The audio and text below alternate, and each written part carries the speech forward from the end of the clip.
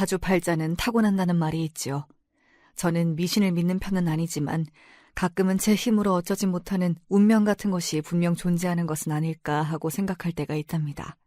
누군가는 돈이 많은 제복을 타고나고 누군가는 남편복, 부인복 혹은 자식복을 타고난다잖아요. 제 운명은 술복을 타고난 게 아닐까 하는 생각을 많이 해봤습니다. 참고로 저는 술을 한 방울도 못 마신답니다. 술에 입만 대도 얼굴이 확확 달아오르고 심장이 너무 뛰어서 쓰러져 버리는 체질이거든요. 그런 제가 어째서 술복을 타고났냐고요? 제 이야기를 들어보면 알게 되실 겁니다. 사실 제 운명 속에서 술은 언제나 복이라기보다 재앙이나 악몽 같았죠. 제가 태어난 곳은 버스도 하루에 겨우 몇 대 지날 정도로 한적한 깡촌이었고 그때 당시 시대 상황과도 더욱 뒤처진 곳이라 20살 아주 어린 나이에 결혼을 하게 됐어요. 지금 생각해보면 20살이 뭘 알고 결혼을 했겠나 싶지만 여자가 결혼해서 살림 안 하고 일하는 것이 되려 이상한 세상이었으니까요. 당시 동네 아이들은 중학교까지 나와서 집안 농사일을 돕다 시집이나 가는 것이 일반적이었고 그나마 조금 사정이 나은 집 아이들은 저처럼 여자상업고등학교에 다녔어요. 학교가 꽤 멀어서 새벽에 버스를 타고 갔다가 밤이 되면 다시 막차를 타고 와야 했는데 버스 정류장 근처에 전빵이라고 부르는 구멍가게가 있었어요. 지금으로 치면 편의점 같은 곳이었는데 학교 끝나면 그곳에 들러 다 같이 강냉이를 씹으며 수다를 떠는 게 낙이었죠. 그런 저희 옆에는 항상 편의점에서 맥주 한잔 하듯 전빵에서 가볍게 고프, 그러니까 잔술을 마시는 동네 젊은 총각들이 있었어요. 우리는 낄낄거리며 누가 잘생겼니 못생겼니 하며 농담을 했는데 그중 한 남자가 제 남편이 될 줄은 몰랐답니다. 남편은 저보다 3살 많은 동네 한량 오빠였어요. 매일같이 동네 전방에 죽치고 앉아있다가 제가 학교 끝나고 집으로 돌아오는 버스에서 내리면 졸졸 따라다니며 첫눈에 반했다는 둥, 하늘의 별도 따라주겠다는 둥 온갖 가머니설로 꼬시더군요. 그 바람에 연애하게 되었고 당시 연애는 곧 결혼이나 다름없었기에 빠르게 결혼식까지 올리게 되었어요. 사실 지금에 와서야 생각해보면 거기 죽치고 앉아 집에 가는 여자애들에게 다 그렇게 떡밥을 던졌겠죠. 그 떡밥을 어리석게도 덥석 물어버린 건 저였고요. 그렇게 남편과 만나 가정을 꾸렸어요. 시부모님은 제법 규모가 있는 양계장을 하고 있었고 남편도 별다른 직업 없이 양계장을 돕고 있었죠. 물론 제가 한량이라고 소개했던 것처럼 남편은 일은 대충하고 놀고 먹기 바빴어요. 시부모님은 하루 걸러 네 남편 닭사료 안 주고 어딜 갔냐며 분통을 터뜨리셨고 저는 친구들과 읍내에서 술을 마시고 있는 남편의 목덜미를 잡아 끌고 오곤 했죠. 술과의 악연, 그것이 시작이었어요. 저는 시댁에 들어가 살면서 시부모님에 더해 아직 장가를 못 간 시아주버님까지 모시고 살았어요. 새벽부터 밤까지 말 그대로 시집살이 제대로 했고요. 삼시세끼에 새참까지 직접 만들어야 되고 시부모님의 남편 형제의 우리 아이들 뒷바라지까지 다 제 몫이었죠. 그래도 시집살이 안 하는 집이 드물었던 시절이었던 만큼 시부모님이 절 예뻐해 주시고 딸처럼 생각해 주셔서 감사하다 여기며 고단함을 달랬어요. 남편의 집은 양계장 말고도 논밭을 제법 가지고 있었는데 벼농사가 고된 건 다들 아시잖아요. 일이 힘들어서인지 농사일 하시는 분들 대부분은 술을 일상적으로 마시는 분위기였고 남편의 집안도 그랬어요. 일하면서 새참 시간마다 막걸리를 꼭 마셔야 되고 저녁에는 반주를 꼭 마셔야 되는 집안 분위기가 있었죠. 지금이야 술 마시고 담배 피는 것을 눈치 봐야 하는 시대지만 그때는 버스나 영화관에서도 담배를 피우던 때였으니 전혀 이상할 일이 아니었어요. 오히려 술, 담배를 잘할수록 남자답다고 생각하는 때였으니까요. 맨날 농땡이 치고 코빼기도 보이지 않는 남편은 일이 다 끝나고 저녁쯤 되어서야 집으로 기어 들어왔어요. 제정신으로 들어올 때가 드물었고 늘 고주망태 상태였죠. 매일 단골 술집에 있는 것을 잡으러 가니까 나중에는 친구 집, 이웃 동네, 심지어 뒷산에까지 가서 술을 먹고 앉아있더라니까요. 술을 안 마시는 날은 거의 없었지만 하루라도 술을 안 마시면 불안해하고 무기력해 보였어요. 돌이켜 생각해보면 시부모님 집안 전체가 알코올 중독 증상을 보였던 것이 아니었나 싶지만 당시에는 그런 일이 비일비재했기에 그저 남편이 또 속을 썩이는구나 하고 넘어갔던 것 같아요. 남편이 해야 할 양계장 일까지 하느라 제 몸에서는 매일 닭똥 냄새가 났어요. 아무리 때를 밀고 비누로 닦아도 냄새가 지워지지 않는 느낌이었던 게 스트레스로 인한 강박 같은 것이 아니었을까 싶어요. 그때의 기억 때문인지 저는 지금도 달걀을 못 먹어요. 하지만 시아주버님은 늘 소주에 달걀 프라이 하나 먹는 게 일과였어요. 저는 아주버님 때문에 매일 달걀 프라이를 튀겼어야 했지만 돌아오른 말은 짜네, 싱겁네, 덜 익었네, 더 익었네 하는 잔소리였죠. 시부모님과 남편이야 제가 선택한 가족이지만 아주버님까지는 생각지 못했기에 갈수록 야속해지더군요. 아주버님은 남편보다 더 술을 많이 마셨던 기억이 나요. 그리고 더 힘들었던 건 매일 술상을 봐야 하는 점이었어요. 남편은 밖에서라도 마시고 돌아왔지 시아버님과 아주버님은 늘 집에서 제가 만드는 술안주로 술을 마시는 걸 좋아했죠. 다른 집안일은 의뢰해야 할 일이거니 하고 했지만 술상을 차리고 치우고 하는 일은 매일 하는데도 적응이 안 되고 정말 하기 싫더라고요. 제가 술을 못 마시니까 술을 왜 그렇게까지 마시는지 더욱 이해하지 못해서이기도 했고 무엇보다 아주버님은 남편보다도 더 술버릇이 고약했거든요. 끝이 항상 좋지 않았어요. 토하는 건 기본이고 술에 취하면 욕설에 막말에 집안 살림을 다 때려 부수기도 했었죠. 속된 말로 술 마시면 개 되는 게 아주버님이셨어요. 남편과 싸우기도 많이 싸웠어요. 아주버님 술 좀 못 드시게 하면 안 되냐. 술은 이제 지긋지긋하다. 술이랑 살던가 나랑 살던가 해라. 그러면 남편은 다들 그러고 산다. 왜 너만 유난이냐. 그러면 너도 술을 마셔봐라. 그런 식으로 나왔어요. 저도 그래서 역지사지해야 정신 차리지 하는 생각으로 못 먹는 술 마시고 주사를 부려보려고 했는데 체질적으로 아예 안 받더라고요. 막걸리 한 잔 마시고 쓰러져서 병원에 실려가기까지 했으니까요. 미운 오리 새끼 이야기 있죠. 남편의 가정 환경에서는 제가 오히려 이상한 존재였고 저 역시도 어느 정도 가스라이팅 당해서 나는 왜 술을 못 마실까 속상하기도 했어요. 차라리 같이 어울려 즐기기라도 하면 억울하지는 않을 텐데 자기들끼리 즐겁고 나 혼자 멀뚱히 있다가 일이나 해야 하니 술이 좋게 보였겠어요. 진짜 다 갖다 바다에 뿌려버리고 싶었더랬죠. 그렇다고 남편이 밉기만 한 건 아니었어요. 술에 적당히 취한 날엔 길가의 들꽃을 한아름 꺾어다 주기도 하고 시부모님이나 아주버님이 저에게 뭐라고 하면 예쁜 내 마누라한테 왜 그러느냐며 제 편을 들어주기도 했거든요. 다정한 배짱이라고나 할까요. 아주버님만큼 주사가 심하진 않아서 흥이 오르면 노래나 하는 정도였죠. 심수봉 노래를 어찌나 구슬프게 잘 부르던지 밉다가도 예쁘고 못 살겠다가도 그래도 남편밖에 없네 하고 마음을 돌렸답니다. 남편에게 물어본 적도 있어요. 왜 그렇게까지 술을 마시고 집에 안 들어오는 거냐고. 남편은 어릴 때부터 해왔던 양계장 일이 너무 싫었대요. 자기는 꿈도 많고 포부도 컸는데 찬란해야 할 자신의 청춘이 이렇게 닭똥 냄새나 맡으며 살기에는 아깝다고 생각했다 하더군요. 아주버님도 비슷한 생각이었고요.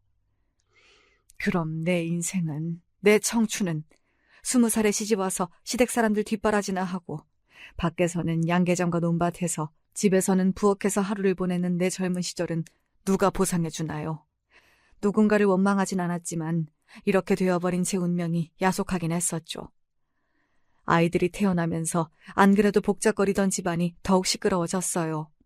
첫째는 아들, 둘째는 딸, 셋째는 아들. 이렇게 3남매를 낳았고 아이들은 무럭무럭 자라났어요.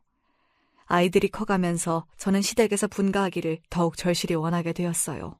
시골 깡촌이라 아이들 교육 여건도 좋지 않았고 아이들이 시대에서 뒤처진 시댁 어르신들 분위기 속에서 자라기를 원치 않았어요.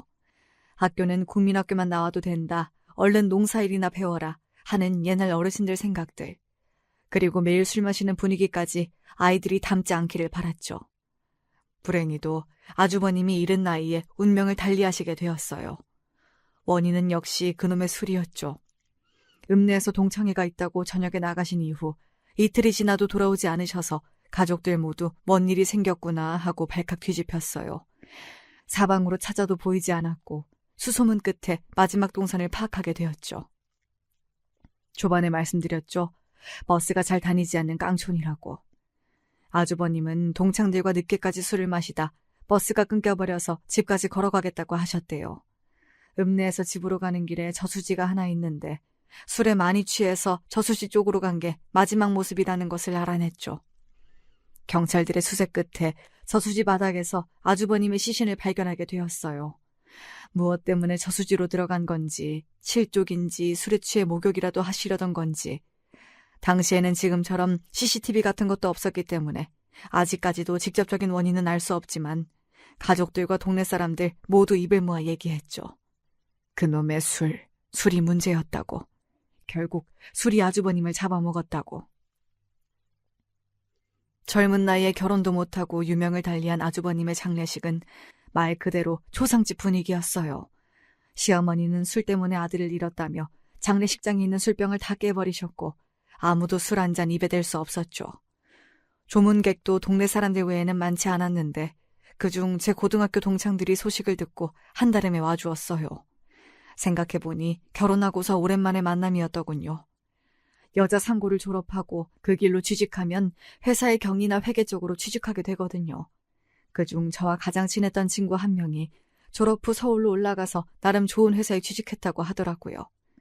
회사에서 만난 사람과 결혼도 하고 아이에게 피아노, 발레 이런 고급스러운 것들을 가르치며 예쁘게 키우고 있더군요. 우리 아이들은 개구리나 도롱뇽 잡으러 다니고 이른 나이에 농사일도 돕고 그렇게 살고 있었는데 지금이야 숲 어린이집이며 숲 체험이며 더 비싼 돈 주고 자연 체험을 시키지만 그때 저희 동네에 천혜의 자연 말고는 공부방이나 보습학원 정도도 찾아볼 수 없는 상황이었죠. 아주버님 말처럼 저희 아이들까지도 나와 남편처럼 이 동네를 떠나지 못하고 정말 양계장이나 하며 살게 되지 않을까 하는 두려움이 엄습했어요. 같은 고등학교를 나왔지만 나와 전혀 다른 삶을 살게 된 친구의 얘기를 듣고서 정말 아차 싶었습니다. 아주버님의 초상을 치르고 집안 분위기는 완전히 달라졌어요. 허무한 일로 장남을 잃은 시부모님은 삶의 의욕을 잃었고 더 이상 예전처럼 적극적으로 일하시지 않으셨죠. 술 때문에 아들을 잃었으니 술을 쳐다도 보기 싫을 법도 한데 시아버님은 슬픔을 잊기 위해 오히려 더 많은 술을 드셨어요. 그나마 남편이 정신을 차리고 장남의 역할을 하기 시작했지만 도저히 저희들만의 힘으로 상황을 유지하기 어려웠죠. 그래서 양계장만 남겨놓고 논밭은 전부 팔아버렸어요. 저는 계속 남편에게 서울로 가자고 하고 싶었지만 장남을 잃은 시부모님을 놓고 떠날 수 없기에 말도 못 꺼내고 있었어요. 그런데 남편이 먼저 시부모님께 얘기하더군요. 서울로 이사를 가겠다고요. 양계장 일 하나 정도는 시부모님이 충분히 하실 수 있고 3대가 먹고 살기에 양계장만으로는 부족하니 서울에서 새 일자리를 잡겠다고 했죠. 하지만 속내는 예전부터 계속 양계장 말고 다른 일이 하고 싶었던 모양이에요. 오히려 지금 벗어나지 못하면 평생 양계장에 매여 살 것 같다고 나중에서야 저에게 말하더군요. 그렇게 살다가 결국 아주버님과 같은 결말을 맞이할까 두려웠다고요. 저 역시 아이들 교육이 가장 큰 이유였지만 남편과 상경이란 목표는 같았기에 시부모님의 허락이 떨어지자마자 기다렸다는 듯 서울로 이사를 오게 되었어요. 남편은 취직 자리를 알아보다 화물차 운송 일을 하게 되었죠. 위험하고 험한 일이지만 버는 돈은 많다며 시부모님이 땅 팔고 남은 돈으로 화물차를 사서 일을 시작했어요. 저 역시 고등학교 친구가 소개해준 격리 일을 시작했어요. 남편이 하는 일은 낮밤 없이 전국을 누비며 다니는 일이었기에 주말이나 겨우 얼굴 한번 볼 수 있었고 저는 누구의 도움 없이 아이 셋을 혼자 키워야 했죠. 지금은 어린이집이나 유치원이 잘 되어 있지만 당시에는 어디 맡길 데도 없었어요. 첫째와 둘째는 나름 많이 커서 학교도 혼자 등교하고 제 앞가림을 할 수 있었지만 셋째는 아직 어려서 제가 출퇴근하며 돌보기 어려웠죠. 그래서 눈물을 머금고 아이가 클 때까지만 일단 시부모님께 맡겨놓기로 결정하고 첫째와 둘째만 데리고 살게 되었어요. 다들 그렇듯 저희도 빈손으로 상경에 반지하에서 시작했어요. 남들 하는 고생 저희도 피해가지 않고 다 겪어봤답니다. 장마 때 집이 물에 잠겨서 대피하고 도둑이 들어 결혼반지와 애들 돌반지 같은 얼마없는 귀중품들 싹 다 훔쳐가기도 하고 집주인이 보증금 떼먹고 도망가기도 하고 그렇지만 남편과 함께 열심히 일하고 먹을 것 입을 것 아껴가며 돈을 모아 반지하에서 벗어나 작은 빌라에 들어가고 또 더 많은 돈을 모아 작은 아파트에 들어갔어요. 그때부터 이제는 좀 살만하다 하고 느끼기 시작했죠. 살만해지면서 저는 가장 먼저 늘 눈에 밟혔던 막내부터 데리고 왔어요. 막내는 3살 때부터 학교 들어가기 전인 7살 때까지 시부모님 손에 컸죠. 명절에 내려갈 때나 볼 수 있었던 막내는 시골에서 산으로 들로 뛰어다니며 흙 퍼먹고 커서 시골 똥강아지 같았어요. 사실 시부모님을 부모처럼 여기고 자랐기에 처음에는 저나 남편도 어색해했고 첫째와 둘째와는 서로 어색해했죠. 저는 돈이 없어도 아이들 교육에 필요한 돈은 아끼지 않았어요. 그러려고 서울까지 고생하며 올라온 거였으니까요. 그래서 첫째와 둘째는 공부도 많이 시키고 필요하면 과외까지 붙여줬어요. 첫째와 둘째는 잘 따라와 주어서 성적도 잘 나오고 모범생으로 자랐답니다. 반면 막내는 유년기를 자유롭게 보내서인지 공부에는 영 취미가 없었어요. 형과 누나가 억지로 공부를 시켜봐도 가만히 앉아있지를 못했고 사춘기 때에는 아예 집에도 안 들어오고 친구들이랑 여기저기 쏘다니더라고요. 수만 번 얘기했죠. 엄마 아빠가 이렇게 고생하며 서울 올라온 이유는 너희들 교육 때문이라고. 막내 네가 이렇게 엄마 속 썩이면 그간 고생한 게 물거품이 되는 것 같다고. 근데 막내는 막내 나름대로 마음의 상처가 있었더라고요. 자기는 엄마 아빠가 자기를 버린 줄 알았대요. 형과 누나는 데리고 살면서 자기만 왜 할머니 할아버지랑 있어야 되는지. 명절 때 와서도 데리고 갈 줄 알았는데 왜 나는 데리고 가지 않는지 이해할 수 없었대요. 그래놓고 갑자기 또 예고도 없이 서울로 데리고 와서 안 그래도 자기만 물과 기름처럼 섞이지 못하고 겉도는 것 같았는데 자꾸 공부 못한다고 뭐라 하니 이 집에 있으면 안 되는 거 아닌가 하고 불안하고 슬펐다고 하네요. 저는 막내가 공부만 안 할 뿐이지 늘 밝고 친구들과도 잘 지내고 해서 그렇게 마음의 상처가 클 줄 몰랐기에 너무 미안해서 막내를 안고 펑펑 울었어요. 아이들 핑계를 대며 서울에 왔지만 사실 저와 남편의 욕심이기도 했고 그 욕심에 막내가 어느 정도 희생된 부분도 있었죠. 그래서 진심을 다해 이야기해 주었어요. 항상 시골에 두고 온 네 생각을 안 한 적이 없다고.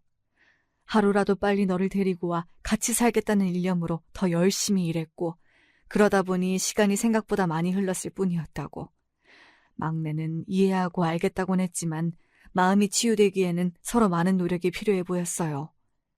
저는 그래서 첫째와 둘째보다 막내에게 더 많이 신경 쓰고 살았어요. 막내에게 죄를 지은 마음으로 막내가 뭘 하든 아끼지 않고 응원해 주었고요. 첫째, 둘째와 다르게 공부 말고 네가 하고 싶은 것들 마음껏 해보라고 했어요.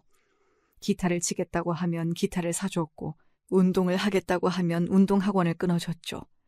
가끔 저에게 대들어도 첫째와 둘째에게처럼 엄격하게 하진 않았어요.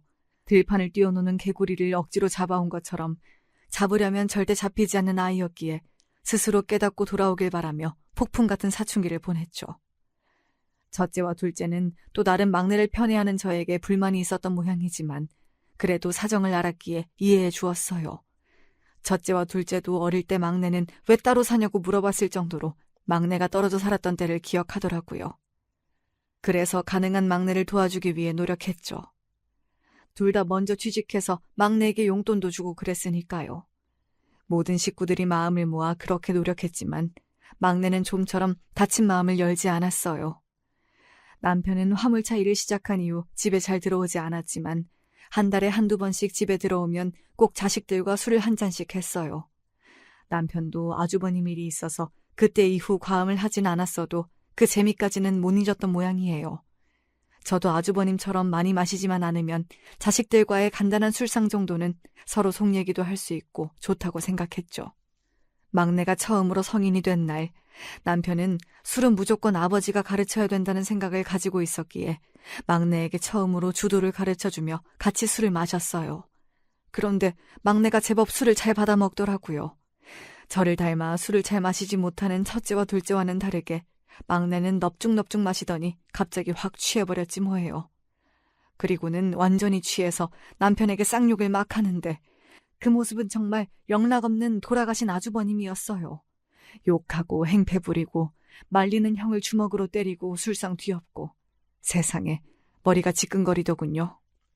다음날 막내는 숙취로 괴로워하며 일어났어요. 지난밤의 일을 기억하지 못하더라고요. 그래서 저는 이제와 다르게 엄하게 말했어요. 너는 절대 술을 마시지 말아라. 술은 입에도 대면 안 된다. 술 취해서 저수지에 빠져 죽은 너희 큰아버지 꼴난다. 막내는 그때 당시엔 알았다고 했지만 대학 생활을 시작하면서 술자리가 잦아졌고 고주망태가 되어 집에 들어오는 날이 늘어나기 시작했어요. 남의 등에 엎혀오기 일쑤요. 아무데나 토하는 건 일상에 집 앞에서 괴성을 질러대서 끌고 들어오기도 했고 지나가던 사람과 시비가 붙어서 경찰서에서 전화가 오질 않나 막내는 아주버님 이상으로 더한 문제를 일으켰어요. 남편과 첫째가 막내를 크게 혼내보기도 하고 저와 둘째가 타일러 보기도 했지만 막내는 누구의 말도 듣지 않았어요. 저는 그러다 막내도 아주버님처럼 사고라도 날까봐 매일 마음을 졸여야 했죠. 새벽 늦게까지 막내를 기다리며 집에 들어올 때까지 잠을 설치는 날이 부지기수였고 안 들어오기라도 하는 날엔 불안함에 아무것도 손에 잡히지 않았어요. 옛날에는 몰라서 시아버지와 아주버님이 그 지경이 될 때까지 놔두고 있었지만 이제는 시대가 발전했잖아요. 제가 어르고 타일러 막내를 알코올 중독 상담센터에 데리고 갔더니 알코올 중독 중기 증상에 가깝다는 판정을 받았어요. 치료도 몇 번 받아보고 극복해보기 위해 안 써본 방법이 없었지만 막내의 알코올 의존도는 마치 시댁이 그랬던 것처럼 쉽게 극복되지 못했어요. 내가 왜 막내를 시댁에 맡기고 왔을까? 다 힘들어도 막내까지 책임졌어야 했는데 기억 못할 거라 생각해서 두고 온 거긴 했지만 왜 시아버지 밑에서 유년기를 보내게 했을까? 막내는 그렇게 늘 저의 아픈 손가락이었답니다. 옹알이하며 기어다니던 게 엊그제 같은데 아이들이 장성해서 이제 시집장가 갈 때가 되었어요. 첫째는 자기와 비슷한 참한 아가씨를 데리고 와서 별탈 없이 결혼식을 올렸어요. 저는 제가 시집살이를 힘들게 했던 경험이 있어서 절대 며느리들에게 시집이 부담되지 않도록 하자고 다짐했기 때문에 첫째가 결혼한 이후 내 아들이 아니라 다 키운 남이다 생각하고 거의 연락도 하지 않고 지냈죠. 며느리는 그래도 요즘 아이답지 않게 종종 연락도 하고 찾아오기도 했지만 제 쪽에서 오히려 늘 오지 말라고 편하게 집에서 쉬라고 거부했어요. 오죽하면 며느리가 자기 안 보고 싶으시냐고 섭섭하다고 할 정도였죠. 둘째도 시집 안 가겠다고 귀여운 소리를 해대더니 어느 날 아주 건장한 곰돌이 같은 남자를 데리고 와서 결혼하겠다고 하더라고요. 반짝이는 드레스를 입고 신부 입장하는데 내 딸이지만 어찌나 예쁘던지.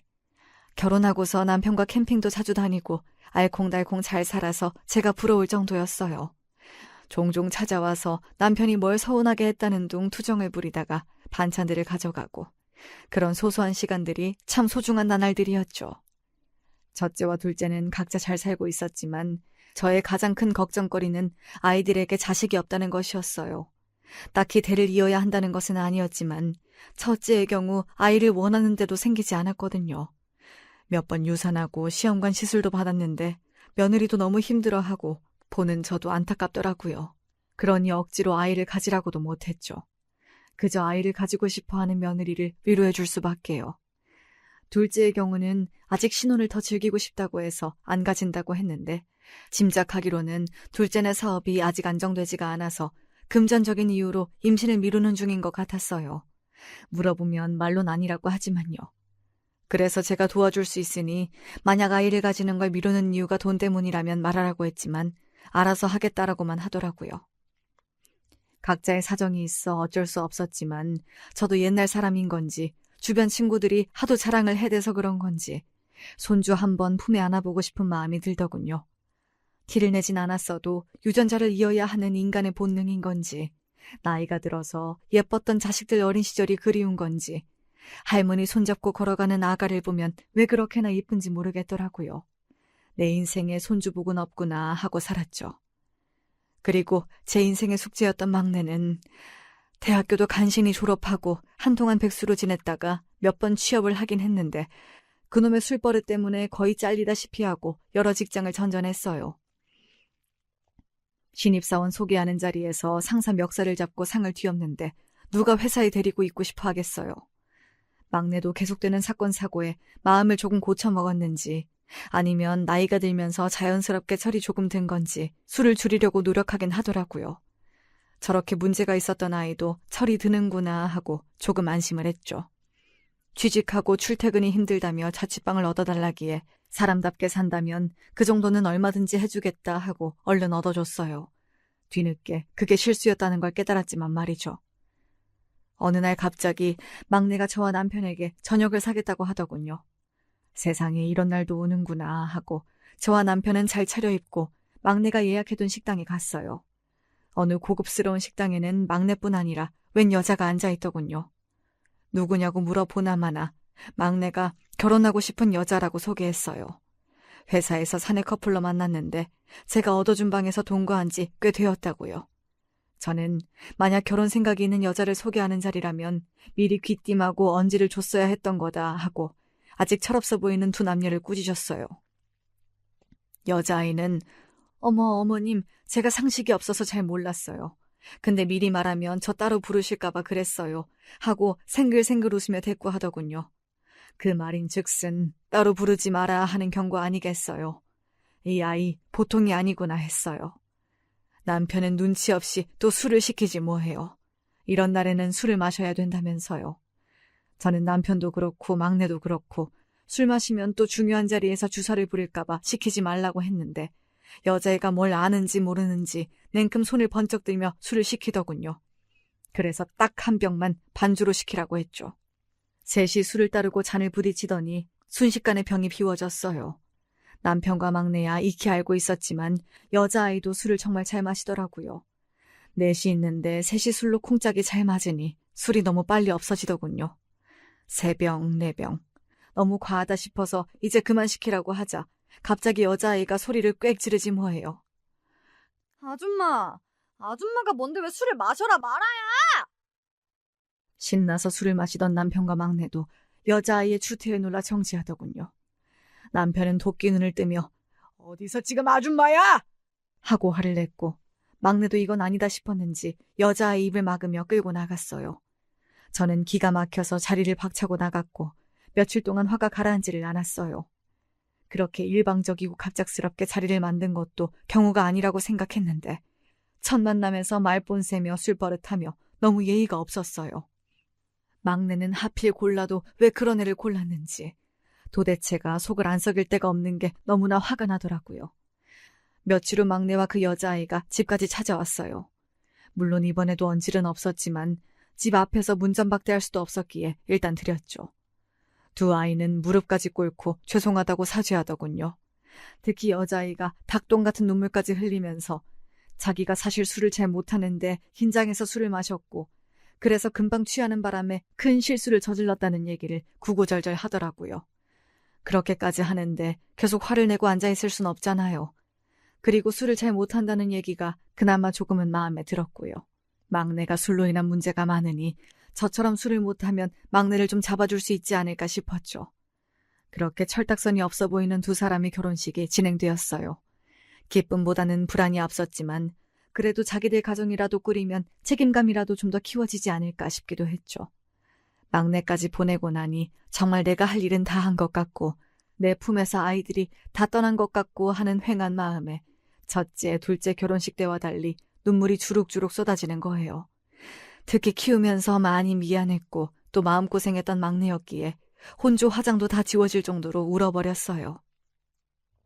막내는 제가 해줬던 원룸에서 신혼살림을 차리겠다고 했어요.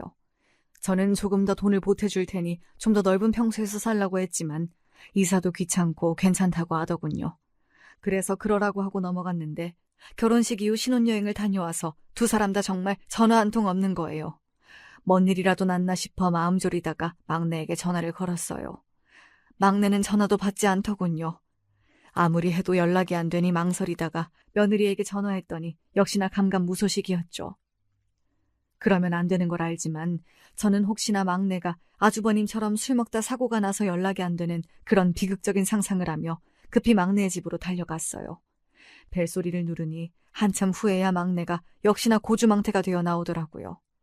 기가 막혀서 또 술 마셨니? 하고 물었더니 저 안쪽에서 내가 술을 마시던 말던 무슨 상관이야 하는 새된 목소리가 새어나왔어요. 며느리 목소리였죠. 저는 화가 나서 막내를 밀치고 집 안으로 들어갔어요. 집은 개판이 따로 없더군요. 언제 청소했는지 모를 먼지 가득한 바닥과 언제 설거지했는지 모를 곰팡이 쓴 싱크대, 쓰레기장을 방불케 하는 거실에 가장 화가 나는 부분은 수많은 빈 술병들이었어요. 언제부터 마셨기에 저렇게까지 쌓여있는 건지 뒷골이 뻐근하게 땡기더라고요. 이래서 이사하기 귀찮다는 얘기가 나온 거구나 깨달았죠. 저는 일단 팔을 걷어붙이고 집을 싹 청소하기 시작했어요. 두 사람은 술에 취해서 제가 청소를 해도 잠자기 바빴고 한 3시간 정도 청소를 하자 그나마 집이 사람 사는 꼴로 보일 정도는 되었어요. 청소가 끝나고 저는 막내와 며느리를 깨웠어요. 술이 조금 깼는지 절 보고 화들짝 놀라더군요. 도대체 이게 사람 사는 꼴이냐? 어떻게 이 지경이 되도록 술을 마시고 살아? 오늘부로 술을 못 끊으면 너희들과 내 연을 끊을 것이다. 저는 일가라고서 자리에서 일어났어요. 근데 그런 채 뒤통수에 대고 며느리가 대꾸를 했죠.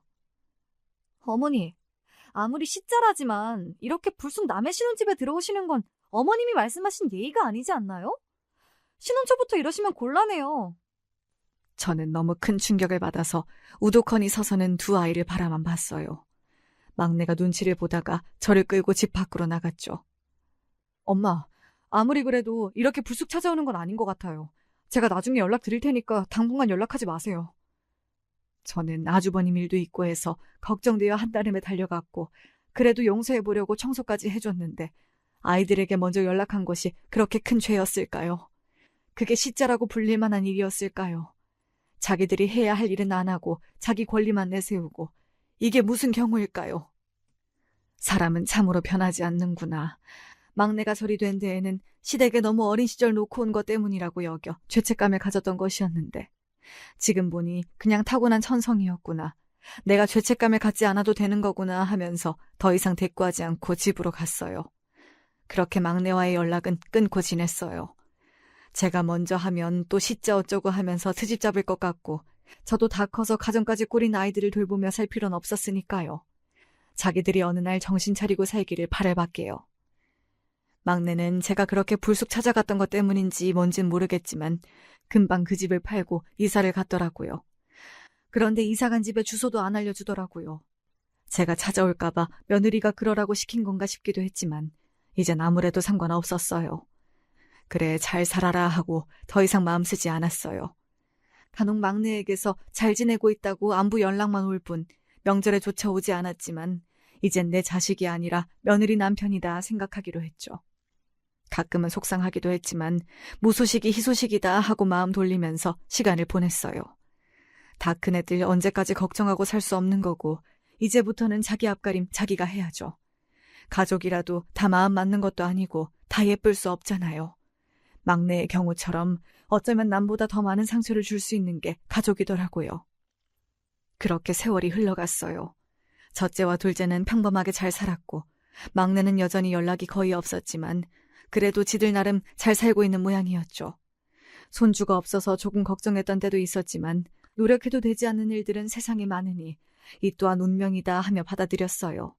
자신들이 더 힘들 텐데 저까지 스트레스 받게 하면 안 되잖아요. 첫째와 둘째의 경우를 봐서도 그렇고 확실히 임신이 잘 안 되는 세대인 것 같기도 하더라고요. 남편은 저와 같이 늙어갔어요. 화물차 일은 잘 되는 편이었지만 나이가 들어 그만뒀고 저와 남편이 그동안 모은 돈으로 서울 쪽에 작은 건물 몇 개를 사뒀어요. 나이 들어서 할 게 없어지면 세나 받으면서 살려고 했던 거였는데 그 건물들 가격이 다 천정부지로 뛰어서 저희는 뜻밖의 노년을 걱정하지 않아도 될 정도의 부자가 되었어요. 그걸로 첫째, 둘째 결혼도 시킨 거였죠. 그러다가 남편과 건물 청소를 하며 건물 관리나 하고 살던 중 셋째를 결혼시켰고 건물을 사고 팔면서 꽤 많은 이익을 남겼답니다. 남들이 보기에는 건물 청소부들 같겠지만요. 남편은 예나 지금이나 한결같이 저녁에 반주하기를 좋아하고 심수봉 노래를 구슬프게 부르고 가끔 꽃 한 송이를 사다주는 낭만이 있는 사람이었어요. 오래전 뭣도 모르는 때에 결혼해서 많은 일들이 있었지만 그래도 같이 으쌰으쌰하며 지금까지 성실하게 살아왔고 술과 관련된 나쁜 기억도 있지만 좋은 기억도 많이 있었죠. 남편 쉬는 날 아이들과 다 같이 바닷가에 간 기억이라던가 반지하에 물이 차서 함께 물을 퍼나르던 기억, 5 식구 둘러앉아 제가 한 김치찌개에 밥을 먹었던 기억 같은 그런 행복했던 순간들로 남편과 평생을 살아왔던 것 같아요. 남편과 어느 날 오랜만에 고향집을 찾아갔어요. 시부모님은 예전에 돌아가셨었고 양계장은 이제 전부 자동화 시스템으로 관리되고 있어 직원들을 두고 운영하고 있었죠. 이제 저희도 나이가 많아서 양계장은 팔기로 했고 마지막으로 보러 간 거였어요. 양계장마저 사라지면 정말 저희의 신혼 시절이 사라지는 것이었거든요. 우리는 예전 전방이 있던 자리도 가보고 시부모님과 아주버님 산소도 가보고 아이들이 놀던 개울가도 가보면서 추억을 되새김질했어요. 그때는 이 총구석이 그렇게도 지긋지긋했는데 어떻게든 서울로 가자고 그랬는데 지금 와서 보니까 많이 바뀌었더군요. 세월을 맞은 건 저희뿐만이 아니었어요. 남편은 예전 전방자리 근처에서 그때 마시던 맥주는 아니지만 비슷한 맛의 예전 브랜드 맥주를 마시며 속마음을 얘기했어요. 자기는 죽으면 자기 재산을 다 기부하고 싶다고 하더군요. 자기처럼 농어촌에서 자기 꿈을 펼치지 못하는 아이들에게 물려주고 싶다고요. 아이들 결혼할 때 충분한 재산을 나눠줬고 그거 아니더라도 아이들이 이미 충분히 먹고 살고 있으니 사회에 환원해도 괜찮지 않겠냐고 했어요. 솔직히 저는 상관없었어요. 살 만큼 살았고 풍족할 만큼 누리고 살아왔기에. 그리고 저 역시 이른 나이에 시집와서 내 꿈이 무엇인지도 모른 채 살아왔기 때문에 남편의 말에 크게 공감이 되었죠. 저는 그래도 아이들에게 물어보고 결정하자 했고 감사하게도 첫째와 둘째는 흔쾌히 부모님 재산이니 부모님이 알아서 하셔라 하더라고요. 막내한테도 얘기할까 하다가 솔직한 말로 자기들이 염치가 있으면 우리 재산에 대해 왈가왈부하진 않겠지 하고 따로 연락하지 않았어요. 재산을 하나하나 처분하고 남편과 조용한 노후를 보내던 어느 날 남편이 간암에 걸렸다고 하더군요. 간암 4기였고 이미 전이된 상태라 손쓰긴 어렵다고 했어요. 암의 원인이야 여러 가지겠지만 하필 또 간암이라니 저는 그게 술 때문이라고 생각할 수밖에 없었죠. 남편은 평생 처음으로 술을 안 마시고 마지막까지 보냈어요. 죽기 몇 주 전 딱 곱부, 딱 술 한 잔만 마시면 소원이 없겠다고 하더군요. 정말 마지막 잔이라고 생각하고 제가 남편의 물컵에 물에 탄 소주를 한 잔 가득 따라 주었어요. 남편은 그것만으로도 행복해했죠. 마지막까지였지만 그 술사랑은 평생을 함께해도 정말 이해할 수가 없었어요. 길다면 길고 짧다면 짧은 투병 끝에 남편이 저보다 먼저 세상을 떠났어요. 아무리 마음의 준비를 계속 해왔다지만 그래도 한평생 같이 살아온 사람인데 너무 마음이 아프더군요. 그나마 자식들이 제 옆에서 저를 지켜주었기에 무너지지 않고 장례식을 지킬 수 있었던 것 같아요. 첫째와 둘째는 한달음에 달려왔고 며느리와 사위까지 바로 상복으로 갈아입고 장례를 치렀어요. 셋째는 전화를 받지 않아서 문자로 남겼죠. 사실 몸에서 멀어지면 마음도 멀어진다고 셋째에 대한 자식으로서의 정이나 기대가 많이 사라져서 오지 않더라도 상관은 없었어요. 그 여자애랑 오는 게 오히려 더 저희에게는 불편할 수 있었거든요. 첫째와 둘째도 연락해 보았다는데 받지 않는다고 했어요. 두 아이들도 저보다 막내와 연락을 하지 않고 살았기에 만약 장례식장에 오더라도 싸움만 날 게 뻔했어요. 막내가 저에게 했던 행동들, 며느리가 했던 말들이 용서가 되지 않는다고 했었으니까요. 저야 자식이니까 용서하지만 다른 형제들은 안타깝게도 그게 안 됐나 봐요. 다제 불찰이죠. 그런데 둘째 날 저녁 조문객들이 한산해졌을 무렵에 갑자기 막내가 등장했어요. 며느리와 함께요. 늦은 시간이라 빈소에는 저희 가족밖에 없었죠. 저는 그래도 예뻐했던 자식이라 모처럼 얼굴을 보니 반갑기만 하더군요. 태어났을 때 막둥이라고 예쁨 많이 받았는데 이제는 머리가 희끗희끗하더라고요. 눈을 동그랗게 뜨고 저에게 따박따박 따지던 며느리는 고개를 푹 숙이고 눈치를 보며 막내 뒤에 딱 붙어 있었어요. 인사도 하는 동 마는 동. 오기 싫은데 억지로 온 티가 역력했죠. 그래도 지 시아버지 가는 게 얼굴이라도 비추러 왔으니 큰 기대는 하지 말자 생각하며 상도 차려주었고 첫째와 둘째를 억지로 막내 부부 앞에 앉히며 이야기 나누라고 했죠. 저는 마침 다른 조문객이 와서 자리에서 잠시 일어났고 이리저리 상을 차리며 조문객을 맞이하다 문득 막내 부부가 있던 자리를 보니 이미 가버렸더라고요. 그래도 발인까진 이따가 가지 했다가 애써 서운한 마음을 감추고 있는데 둘째가 화가 잔뜩 난 얼굴로 저에게 왔어요. 엄마, 혹시 애들한테 유산 다 기부했단 얘기 안 했어? 저는 연락도 안 되니 뭘 말할 기회도 없었다고 했죠. 둘째는 분통을 터뜨리며 걔네 여기 온 거 아빠 보러 온 거 아니라 유산 뭐 없나 하고 온 거야 라고 하더라고요. 저는 애써 아무리 그래도 그건 아니겠지. 아빠 보러 온 김에 궁금해서 물어볼 수도 있지 하고 좋게 생각하고 넘기려 했어요. 둘째가 계속 아무리 생각해도 화가 난다면서 막내 부부에 대해 분을 사귀지 못했고, 저 역시 막내 부부에게 실망스럽고 화가 나긴 했지만 아빠 가는 길이니 좋게 보내드리자며 다독였죠. 장례를 무사히 마치고 저는 이것저것 처리할 것들을 처리하며 조금 바쁘게 지냈어요. 첫째와 둘째 부부는 고맙게도 제가 혹시나 적적해할까봐 종종 저희 집에 와서 함께 저녁도 먹고 산책도 다니고 해주었죠. 그러다가 남편이 떠난 지 얼마 되지 않아 갑자기 막내에게 전화가 왔어요. 할 얘기가 있는데 집에 있냐면서요. 수십 년 만에 처음으로 자발적으로 집에 오겠다는 막내가 그렇게 어색할 수가 없더라고요. 뭔가 꿍꿍이가 있겠구나 어느 정도 예상은 했죠. 집으로 온 막내와 며느리는 제가 차려준 밥을 먹고 과일까지 먹으면서 별말을 안 하더라고요. 지들도 어색하겠지 하고 저도 애써 대화를 하려고 노력하진 않았어요. 할 말은 뻔했으니까요. 막내는 결국 용기가 없는지 아빠가 드시던 술 없냐고 물었어요. 저는 남편이 고이 모셔놨다가 한 번도 마시지 못한 인삼주를 꺼내 막내에게 주었죠. 이제 나이도 먹을 만큼 먹었고 남편 초상 치른 지 얼마 되지도 않았으니 시어머니 앞에서 예전처럼 주사를 부리지 않겠지 하고 지켜봤어요. 막내와 며느리는 홀짝홀짝 술을 마시면서 조금씩 입을 열더군요. 며느리는 자기들이 얼마나 힘들게 살아왔고 얼마나 서러웠는지 얘기하며 훌쩍훌쩍 울더라고요. 또 조금씩 취하는 것 같아서 불안했어요. 그러다가 인삼주가 반 병 정도 비워졌을 때 드디어 본론을 말하더군요. 어머니, 그래서 진짜 아버님 가지셨던 재산을 전부 기부하셨다고요? 하나도 남김없이? 아주버님이랑 신우는 결혼할 때 집도 해주셨다면서요. 저희는 안 해주셨잖아요. 난 분명 해주겠다고 했는데 니네가 그 집에서 계속 살겠다고 했고 연락을 끊은 것도 너희였지 않니? 그때 못 받은 거 그럼 지금이라도 주세요. 무슨 떼인 돈 받으러 온 사람도 아니고 갑자기 찾아와서 돈을 달라니 기가 막힌 상황에 손이 벌벌 떨리더라고요. 그래도 정신을 차리자 생각하고 단호하게 말했어요.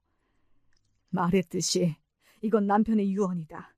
우린 이제 남은 재산 다 사회에 기부하고 가진 건 없다. 그러므로 너희에게 줄 것도 없다. 막내는 한숨을 푹푹 쉬며 연거푸 술잔을 들이켰고 며느리는 딱 봐도 속이 부글부글 끓는 얼굴로 계속 술을 마시더니 저를 살벌하게 노려보더라고요. 아씨, 짜증나. 너 지금 뭐라고 했니? 짜증난다고요. 저는 애써 화를 가라앉히며 며느리를 노려보았어요. 뭐가 그렇게 짜증이 나는데? 이래서 노인들은 빨리빨리 죽어야 한다니까? 사회에서 일을 할 수도 없고 나라에서 나오는 세금만 축내고 그나마 재산이라도 모아놔서 자식들한테 물려주던가. 근데 지금 그것도 없다는 거죠? 그쵸? 어머니도 짐이니까 그냥 빨리 죽어버려요. 제 평생 그렇게 심한 말을 면전에서 들어본 적이 있었나 싶어요. 몸이 부들부들 떨리고 눈앞이 깜깜해지고 귀에서 이명이 들리더군요. 막내도 며느리 말이 심했다고 생각했는지 며느리를 노려보다가 따귀를 때렸어요. 짝 하는 소리가 거실에 울려 퍼졌죠. 야! 뚫린 입이라고 함부로 짓거리지 마. 우리 엄마야. 그 말에 제 눈에서 눈물이 주룩주룩 쏟아졌어요. 그 이후부터는 기억이 잘 안 나요.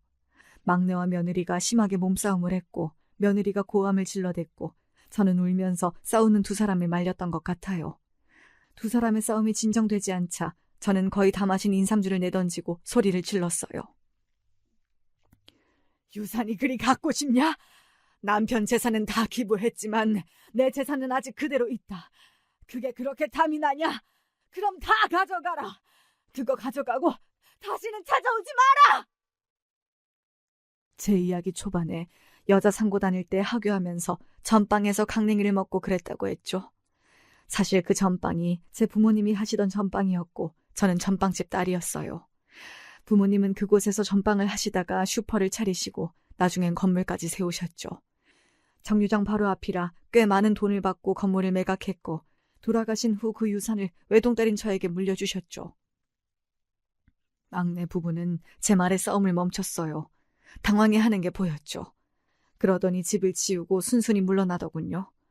저는 막내 부부가 간 후 그대로 알아누웠고 다음 날까지 계속 잠만 잤어요. 극도의 스트레스를 받았던 것 같아요. 다음 날 누군가 배를 눌러서 보니 막내 부부가 다시 찾아왔더군요. 사과를 하러 온 건지 유산을 내놓으라고 하러 온 건지 몰랐지만 마지막 기회를 주자 생각하며 고민 끝에 문을 열었어요. 그런데 막내 부부 뒤에 10살 정도 되어 보이는 남자아이가 서 있더군요. 처음 보는 아이였지만 전 한눈에 알 수 있었어요. 막내의 자식이라는 걸. 왜냐하면 막내가 어릴 때랑 똑같이 생겼거든요. 며느리는 아이를 자기 앞에 세워 보이며 말했어요. 어머니, 하나뿐인 손자예요. 막내 부부와 아이를 집에 들인 후 자초지종을 듣게 되었어요. 이사를 하고 아이를 낳았는데 제가 또 아이를 핑계로 불쑥불쑥 찾아올까봐 걱정이 되어서 아이가 생긴 사실을 막내에게 절대 말하지 말라고 했다더라고요. 그래서 막내도 얘기하지 않고 숨기고 있었다고요. 그렇게 원하던 손주였는데 전혀 예상치도 못했던 뜻밖의 방법으로 보게 되었지 뭐예요. 10년 만에 나타난 손자라니 저는 어떻게 해야 할지 모르겠더라고요. 며느리는 10년 만에 아이를 데리고 온 목적을 드러냈어요. 어머니, 저희 정말 힘들게 살았어요. 아버님 유산이 하나뿐인 손자에게 갔어야 했을 텐데 그건 이미 물 건너갔으니까 어머니 유산이라도 하나뿐인 손자에게 준다고 법적으로 해주셨으면 해요. 이 애는 술을 마시면 폭언을 한다고 생각했는데 멀쩡한 정신에도 폭언을 할 줄 아는 아이였더군요. 저는 일단 알았다고 생각해보겠다고 하고 막내 부부와 아이를 돌려보냈어요. 그 이후 한참을 생각하고 또 생각했죠. 어떻게 해야 할지를요. 생각이 정리된 이후 저는 막내 부부와 첫째, 둘째 부부들까지도 모두 불러 모았어요. 첫째와 둘째는 막내에게 아이가 있었다는 사실을 알고 저처럼 충격을 받았죠. 저는 아이들 앞에서 공증받은 서류들을 모두 펼쳐보았어요. 아버지 재산은 사회에 다 환원했지만 내 재산은 아직 남아있다. 이제 나도 살 날이 얼마 남지 않았으니 나도 슬슬 재산들을 어떻게 할지 고민하다 이제 정리해보려고 한다. 내 재산의 4분의 1은 첫째에게, 4분의 1은 둘째에게, 나머지 4분의 1은 막내에게 공평하게 배분하려고 한다. 막내 며느리가 제 눈치를 보며 조심스럽게 물어보았어요. 그럼 나머지 4분의 1은요? 나머지 4분의 1은 손자에게 줄 것이다. 막내 며느리의 표정이 순간 밝아지더군요. 단 조건이 있다. 막내와 막내 며느리가 반신불수가 되거나 세상을 떴을 경우, 더 이상 돌봐줄 친인척이 없을 경우에만 이 재산을 쓸 수 있고 그 외에 손자의 부모는 절대 손자의 재산에 손을 댈 수 없다. 또한 손자는 손자의 부모가 만약 술로 인한 문제를 일으키거나 부모로서의 역할을 다하지 못할 경우 유산을 주지 않고 사회에 모두 환원한다. 모두 이것은 내가 죽을 때까지 변하지 않는 유언이다. 막내 며느리의 그 표정, 억울함과 분노로 일그러진 그 얼굴이 저는 그렇게 통쾌할 수 없더군요. 아직 애뜬 얼굴의 손자는 무슨 일인지 알지도 못하는 표정이었어요. 막내 며느리는 불안을 숨기지 못하고 계속 궁시렁거렸지만 첫째와 둘째가 싸늘하게 노려보는 분위기 속에서 별말 안 하고 돌아갔어요. 저는 손자를 자주 보고 싶었지만 며느리가 있는 한은 그럴 수 없을 걸 알았죠. 다만 제 유산을 걸고 한 저의 협박 아닌 협박이 먹히기를 바랄 밖에 없었어요. 제발 부모로서 아이만은 바르게 키우기를 바랄 뿐이었습니다. 몇 년 후 예상하셨겠지만 막내는 며느리와 이혼하고 저희 집으로 들어왔어요. 막내 며느리는 술로 인해 사건 사고를 일으킨 전적이 많아서 양육권도 막내가 가져올 수 있었죠. 의외로 막내는 자기 와이프가 술로 인해 매번 사고를 치는 모습을 보고 거울 치료받듯 술을 끊게 되었다더군요. 제가 술복이 타고났다는 것은 이런 이유였어요. 물론 술이 제 평생을 괴롭힌 것은 맞지만 술로 인해 남편을 만나게 되었고 술 때문에 막내도 결국 정신을 차리고 제 품으로 들어오게 되었으니까요. 그것도 하나뿐인 손자를 데리고 말이죠. 무엇이든 나쁘게 생각하면 한도 끝도 없이 나쁘지만 좋게 생각하는 게 이 나이에는 좋겠더라고요. 제 인생도 돌이켜보면 복을 많이 받은 인생이었어요. 남편 복, 자식 복, 손주 복도 이만하면 타고났죠. 그래서 저는 술복도 타고났다 하고 생각하고 남은 인생 살려 합니다.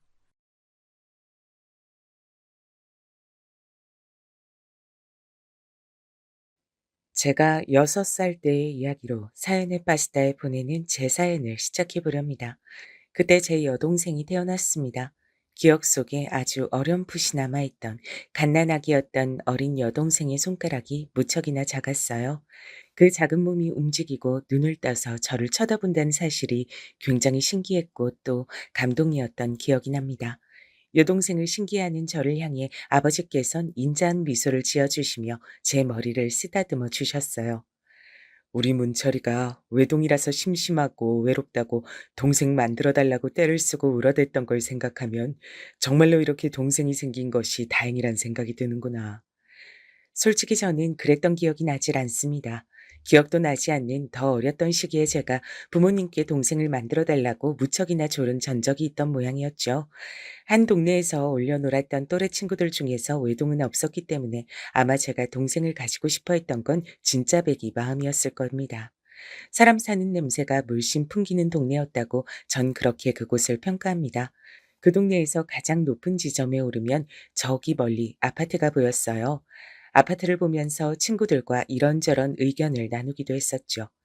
그 어린 녀석들이 뭘 안다고 아파트에 대해 논했던 것인지 지금에 와선 의문입니다. 무슨 의견들을 내놨던 것인지까진 기억이 안 나는데 심각한 얼굴들을 하고서 매번 떠들었던 기억만은 확실하게 나네요. 그런 저희들을 동네 어른들께선 귀엽다는 듯 바라보셨어요. 하지만 동네 어른들께서 직접 아파트를 바라보실 적엔 대단히 복잡 미묘한 눈빛을 하고 계셨죠. 그 점을 두고 어느 날 동네 친구 한 명은 이렇게 말했습니다. 아무래도 어른들은 아파트를 싫어하는 것 같아. 저희들은 다 동의하면서 와하하 웃었지만 진실은 그게 아니었겠죠. 저를 포함한 모든 녀석들이 자라는 동안에 스스로 깨달았을 겁니다. 동네 어른들께선 아파트를 싫어하신 게 아니라 바라보기만 해도 여러 생각이 드셨던 것 뿐이라는 사실을요. 시야에서 아파트가 보였지만 그곳은 도달할 수 없는 영역이었습니다. 집집마다 대문을 쉬이 열어놓고 살았던 동네. 그 때문에 어느 집에 누가 사는지 다 알았습니다. 여동생은 사람의 품에서 떨어지기만 하면 미친 듯이 우는 아이였어요. 2살 배기 주제에 목청이 얼마나 좋았던지 한 번 시끄럽게 울기 시작하면 집에서 멀리 떨어진 곳에서도 다 들릴 정도였습니다. 그래서 저는 밖에서 놀던 와중에도 문희가 우나 보다 이렇게 알 수 있었고 친구들도 저를 향해 네 동생이 울고 있다고 말을 해댔습니다. 그런 날에 집으로 가보니 동네 아주머니들께서 무려 5분 정도나 모여 계셨는데 어머니를 향해서 이런저런 육아 방식을 알려주고 계셨어요. 문철이 낳고 키울 적엔 이렇게까지 시달려 본 적이 없었는데 아들보다 딸이 기세가 좋은가 봐요. 어머니께서 멋쩍은 미소를 지으며 그렇게 말씀하셨을 때 제가 마침 낡은 대문을 넘은 참이었습니다. 너무 낡아서 똑바로 닫히지도 않는 대문, 그것은 오랜 세월의 풍파를 맞아 그리 되었다고 보더라도 어린아이의 신발이 그것보다 더 낡아 보인다는 것은 희한한 일이었습니다. 저는 대문을 넘은 제 발을 물끄러미 내려다보았죠. 원래 무슨 색이었을지 도저히 분간이 되지 않았던 신발은 온통 회색 빛이었습니다. 먹색으로 보이기도 했습니다. 작년에 이사를 간 상현이 형이 신던 신발이라고 나한테 물려줬던 건데, 그때는 발에 커서 헐렁했던 기억이 나는데 지금은 딱 맞는구나. 그리고 무척이나 더러워졌어. 동네를 떠나간 상현이 형. 저보다 3살 위였던 것으로 기억을 하고 그 가족들은 묘하게 어깨에 힘을 주고 다녔던 것 같습니다. 동네 분들이 쑥덕거리기를 상현이네는 이곳을 자기네들이 살 곳이 아니라면서 잘난 척을 하는 것 같다고 하였었죠. 그러거나 말거나 저는 상현이 형이 저에게 비록 자기가 다 쓴 것이지만 낙서할 공간이 남은 공책을 주고 자기한텐 작아졌다 말하면서 모자나 신발 따위를 곧잘 주었기 때문에 그 형을 잘 따랐습니다. 야, 문철아. 난 다음 주면 드디어 이사 간다. 지겨운 이 거지 동네 떠나게 됐다고 우리 아버지가 얼마나 콧노래 부르시는지 모른다. 이사를 가? 어디로? 그러면 난 이제 형을 못 보는 거야? 형 없으면 내가 심심한데. 너는 여기서 네 친구들 많잖아, 임마. 꼭 너 같은 녀석들이 바글바글한데 심심하긴. 야, 문철아. 내가 가기 전에 연필 새 거 하나 선물로 주고 갈게. 통 크게 베풀고 떠난다. 그걸로 공부라도 열심히 해서 이 다음에 훌륭한 사람이라도 돼보든지. 당연히 불가능하겠지만 내 말은 신용이라도 해보란 거야. 공부를 열심히 하면 훌륭한 사람이 될 수 있는 거야? 형, 훌륭한 사람은 어떤 사람이야? 말 그대로 훌륭하단 거야. 대단하고 멋진 사람 말이야. 그런 게 뭐야? 밥을 많이 먹고 일을 많이 하는 사람? 공부를 열심히 하면 그렇게 될 수 있어? 아, 나는 도대체 네가 왜 이 동네에서 똑똑이 소리를 듣는지 모르겠다. 너 같은 애들은 여기에 똑같이 널렸고 특별하게 잘난 건 난데 말이야. 문철아, 내가 훌륭한 사람이 뭔지 정확하게 알려줄 테니까 잘 보고 잘 들어라. 너 저기 아파트 있는 거 알지? 맨날 봤지? 응, 저기 멀리 있는 아파트 구경하는 거 재밌어. 훌륭한 사람이란 저런 아파트 사는 걸 당연하게 생각하는 사람이야. 알아들었냐? 집에 가서 부모님한테 여쭤봐. 저는 그것을 부모님께 여쭤본다고 생각만 하고서 깜빡 잊었습니다. 상현이 형의 말 맞다나 제가 똑똑이가 아니었기 때문에 그랬나 봐요. 제가 그런 것을 잊고 사는 동안에 상현이 형에게서 물려받았던 신발은 낡아서 부스러져 가고 있었죠. 저의 집에 사는 수준을 그대로 대변하는 듯 했습니다. 문철이 왔네. 아이고, 근데 애가 신발이 저게 뭐야? 너덜너덜해서 저거 신고서 어디 뛰어다니기나 하겠어? 저를 발견하신 동네 아주머니 한 분이 그렇게 외치셨을 때 저는 황급히 시선을 올려 더 이상 신발을 바라보지 않았습니다. 그러나 어머니의 시선이 제 발치에 닿아 있었죠. 품속의 여동생을 토닥거리시던 손길이 잠시 멎었습니다. 당황하신 눈치였어요. 여동생을 낳으시느라 아기를 보시느라 제 신발이 그렇게 낡았다는 것을 그간 모르고 지내신 모양이었습니다. 저는 이 신발이 좋아요. 상현이 형이 예전에 저한테 신으라고 물려줬던 거라서요. 다른 신발도 있는데 일부러 이것만 신는 거예요. 예민한 아기를 보는 것에 서툴다고 동네 아주머니들께 지적을 받고 나신 직후에 어머니께서 저 때문에 또 한 번 민망함을 느끼실까봐 저는 마음에도 없는 소리를 줄줄 늘어놓느라 귀가 뜨거워졌습니다.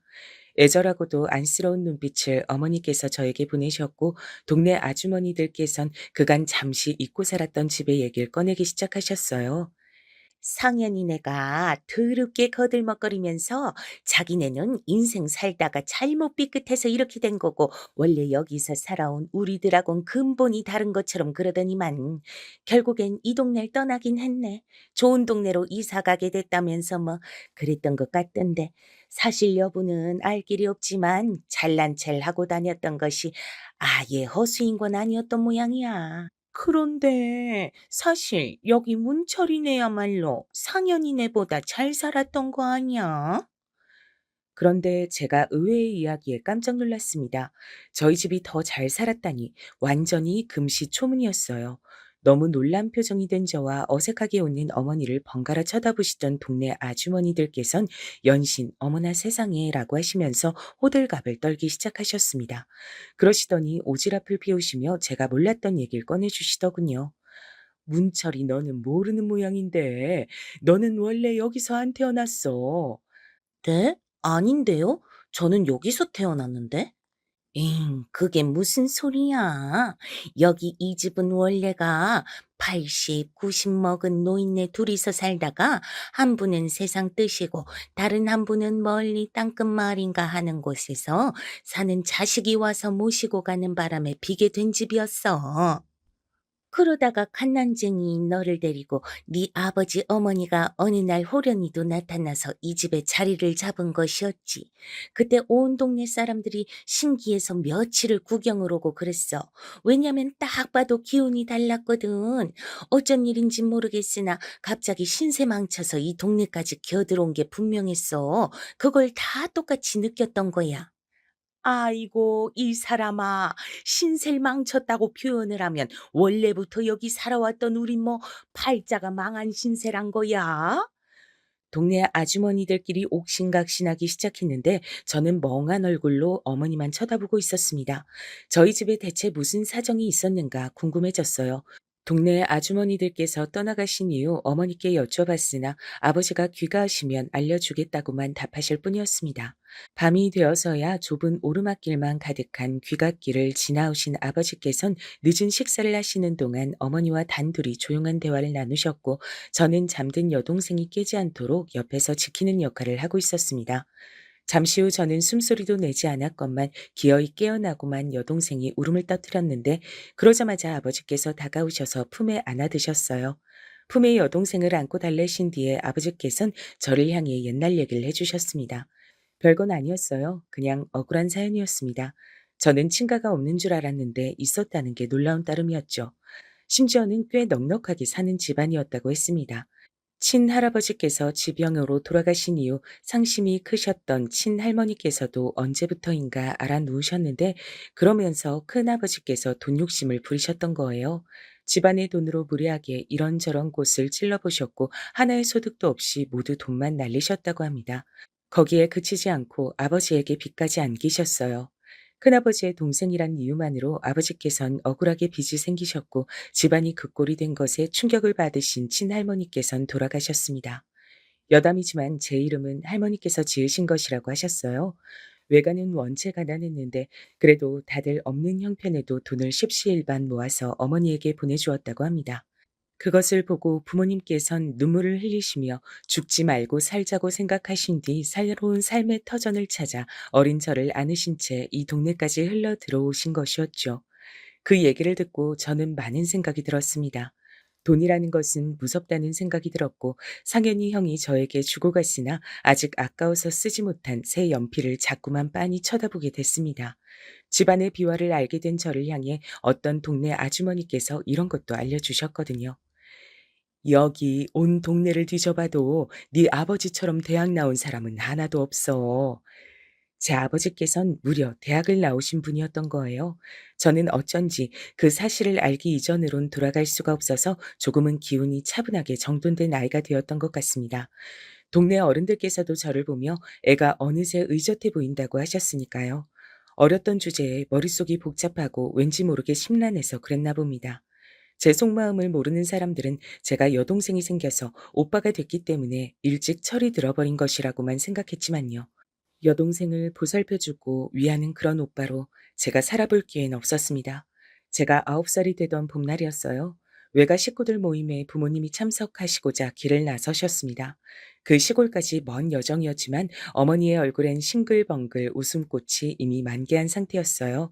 어린 여동생은 아버지께 대롱대롱 매달린 채였고 저는 그 전날 밤부터 열이 나고 콧물이 흘러서 함께하지 못한 채 그 모습을 지켜보며 배웅만 해야 했습니다.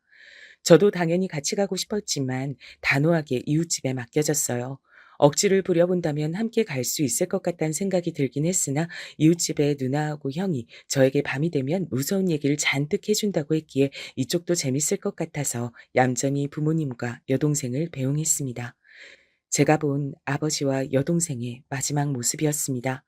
외가 식구들이 다 모였을 때 큰 차를 타고서 유명한 식당으로 이동을 했다는데 그때 하필이면 대형 교통사고가 나고 말았던 겁니다.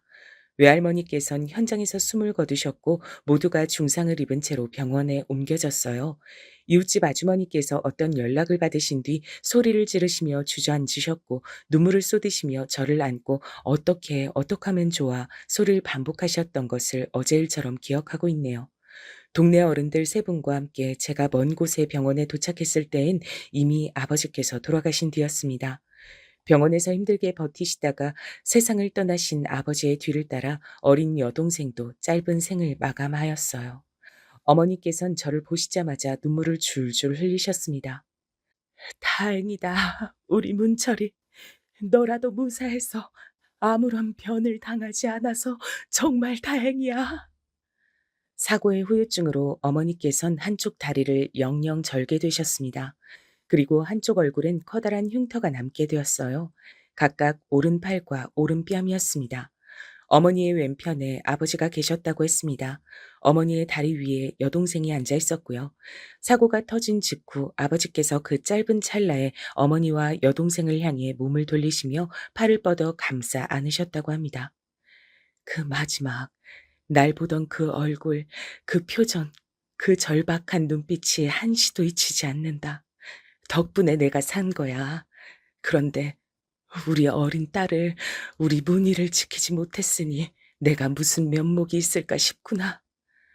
어머니께선 슬픔을 가누지 못하시며 한탄하셨습니다. 저는 그때까지 제가 또래보다 무척 성숙한 아이였다고 스스로 생각을 하고 있었는데 그것은 대단한 착각이었단 것을 그날에 깨달았죠. 저는 집안에 불어닥친 거대한 비극을 감당할 수가 없었습니다. 비극을 마주하는 신용조차 할 수가 없었어요. 저는 어머니께 아무런 도움도 되지 못하는 쓸모없는 자식이란 생각이 들어서 자괴감만 가득했습니다. 그런 저를 보며 오히려 어머니께서 삶의 의지를 태우셨단 것이 지금 생각해도 눈물이 나는 일이 아닐 수가 없어요. 문철아, 너 그거 아니? 너는 네 아버지를 많이 닮았단다. 아니에요. 제가 무슨 아버지를 닮았어요. 아버지가 보고 싶으셔서 일부러 그런 소리를 하시는 거죠? 거짓말이라고 생각했습니다. 자라는 동안에 저는 얼굴이 어머니와 닮았단 소리만 많이 들어왔으니까요. 반면에 여동생은 어린데도 벌써부터 얼굴에서 친탁을 한 게 보인다는 소리를 들었더랬죠. 아버지를 닮은 건 제가 아니라 여동생 쪽이었다 여겼습니다. 게다가 두 사람이 같은 사고로 떠나기까지 했으니 여러모로 닮아 있었죠. 그러나 어머니께선 제가 돌아가신 아버지와 판박이라고 하시면서 아버지의 몫까지 대신하여 저를 꼭 잘 키워내겠다는 사명감으로 가득하다고 말씀을 해주셨어요. 왜 저를 아버지와 겹쳐보셨는지 저는 시간이 지나면서 자연히 알게 됐죠. 아주 어릴 적에 영문도 모르는 채로 똑똑이 소리를 들었던 것과 연관이 있었습니다. 제가 공부에 재능이 있었더라고요. 혹자는 공부를 노력의 영역이라고 칭한다고 하지만 저는 재능의 영역에 가까운 것이라 여기고 있습니다. 제가 몸소 체험을 해본 결과 그랬습니다. 학습의 이해도 탐구력 같은 것이 달랐거든요. 사춘기가 오면서부터 저는 공부를 더욱 파고드는 모범생이 되었으나 도무지 집에 붙어 있을 줄을 몰랐습니다. 정처 없이 바깥을 배회하곤 했어요. 어차피 동네의 눈은 하나인 것과 마찬가지였기에 동네에서 멀리 떨어진 곳까지 가서 시간을 보내며 딱히 할 게 없어 교과서를 달달 외웠습니다. 집이 싫었어요.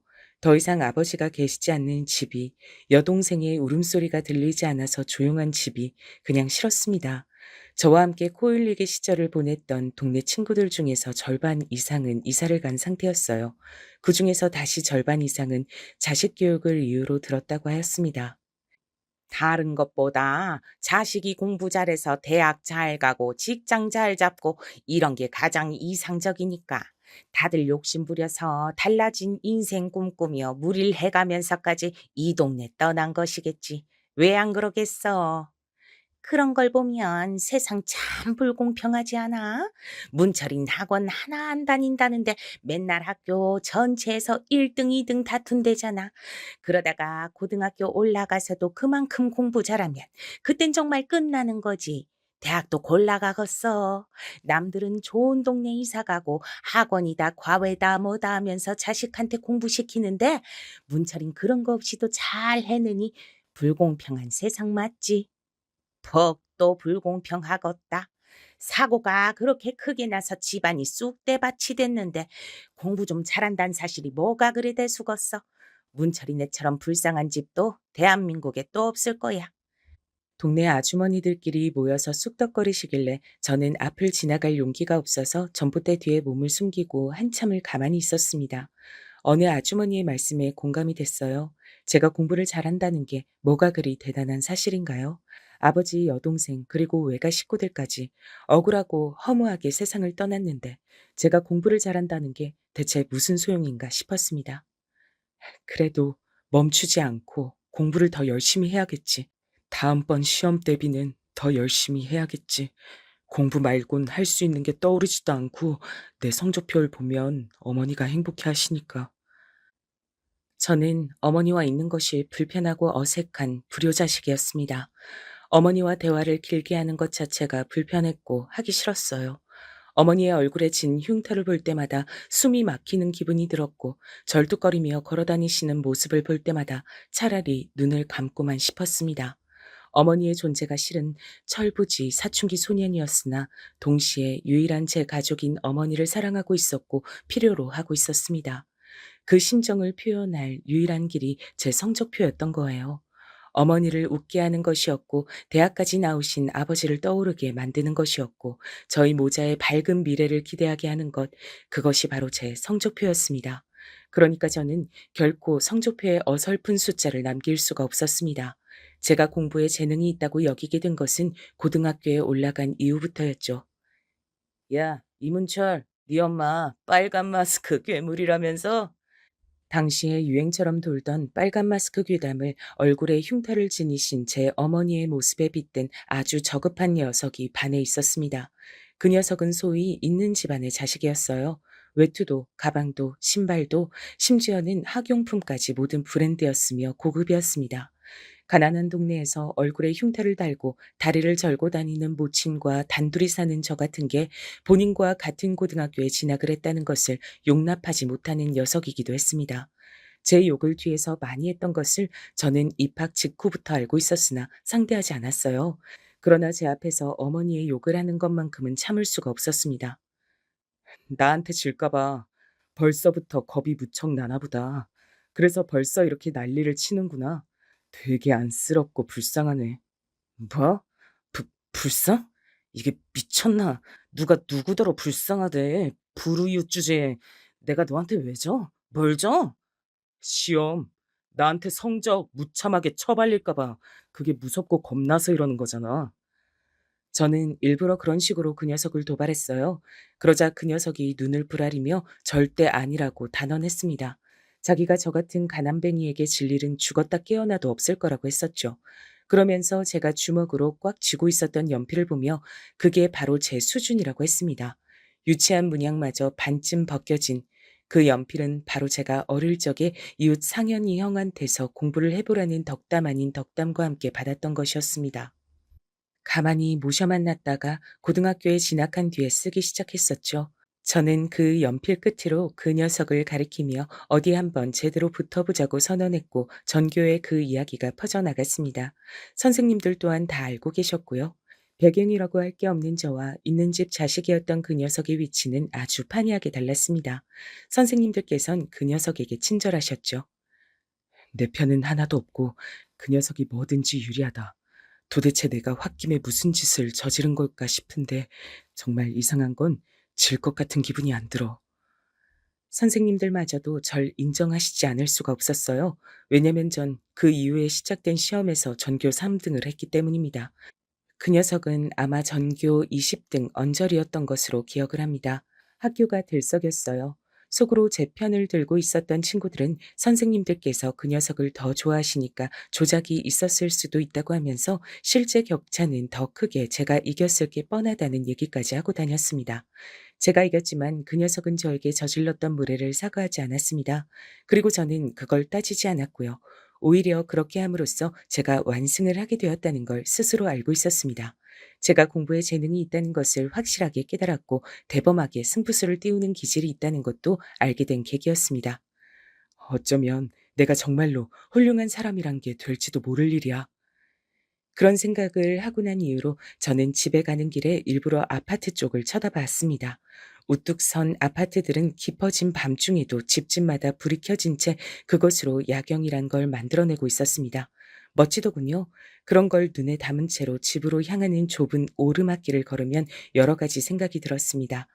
어릴 땐 미처 고려하지 못했던 돌아가신 아버지께서 고단한 몸을 이끌고 이 길을 항상 밤마다 오르실 때 어떤 생각이 들었을지, 그게 짐작이 가면서 마음이 아팠던 것 같아요. 인생이 생각한 대로 흘러가지 않아 괴롭다고 여기셨을 듯 싶습니다. 그러면서도 아내와 자식들 생각에 무거운 다리를 기꺼이 움직일 수 있다고 그렇게 여기셨을 뿐이셨어요. 아버지처럼 저도 대학을 나와서 좋은 직장에 들어가서 어머니께 효도해야겠다는 굳은 결심을 저는 다행히도 지킬 수 있었습니다. 우리나라에서 내노라 하는 명문대학교에 당당하게 합격했고 저는 어머니와 얼싸안고 울었습니다.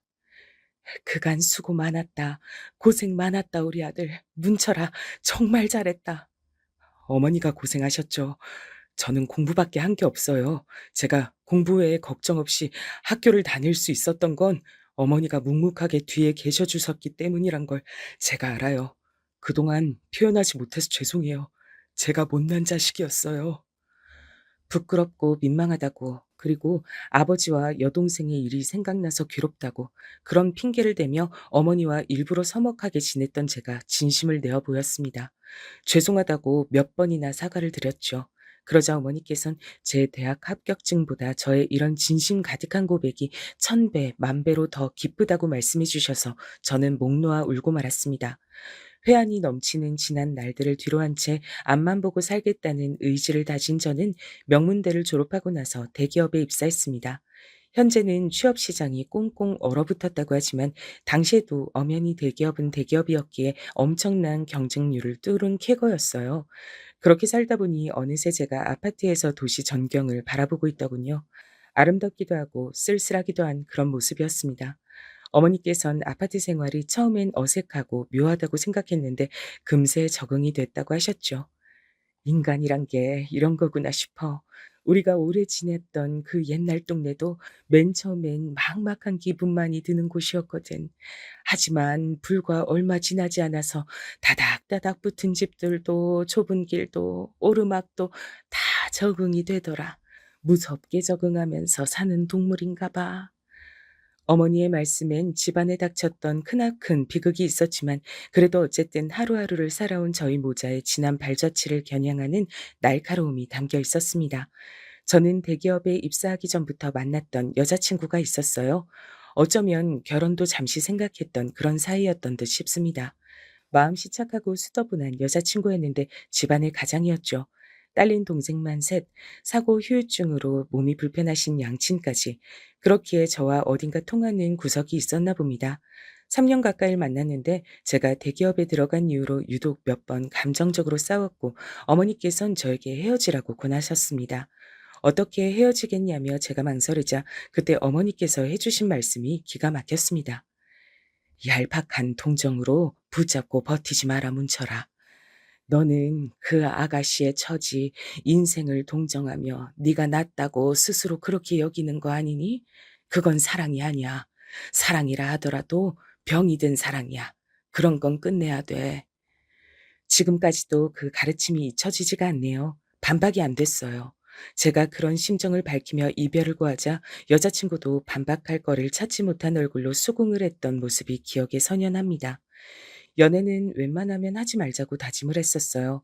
어머니를 모시고 사는 것만으로 좋겠습니다. 어머니께선 아무래도 큰 사고를 당하신 분이었기에 몸이 약하셨어요. 충분히 쉬셔야 했을 분이었으나 저 때문에 식당 일을 10년 넘게 하셨습니다.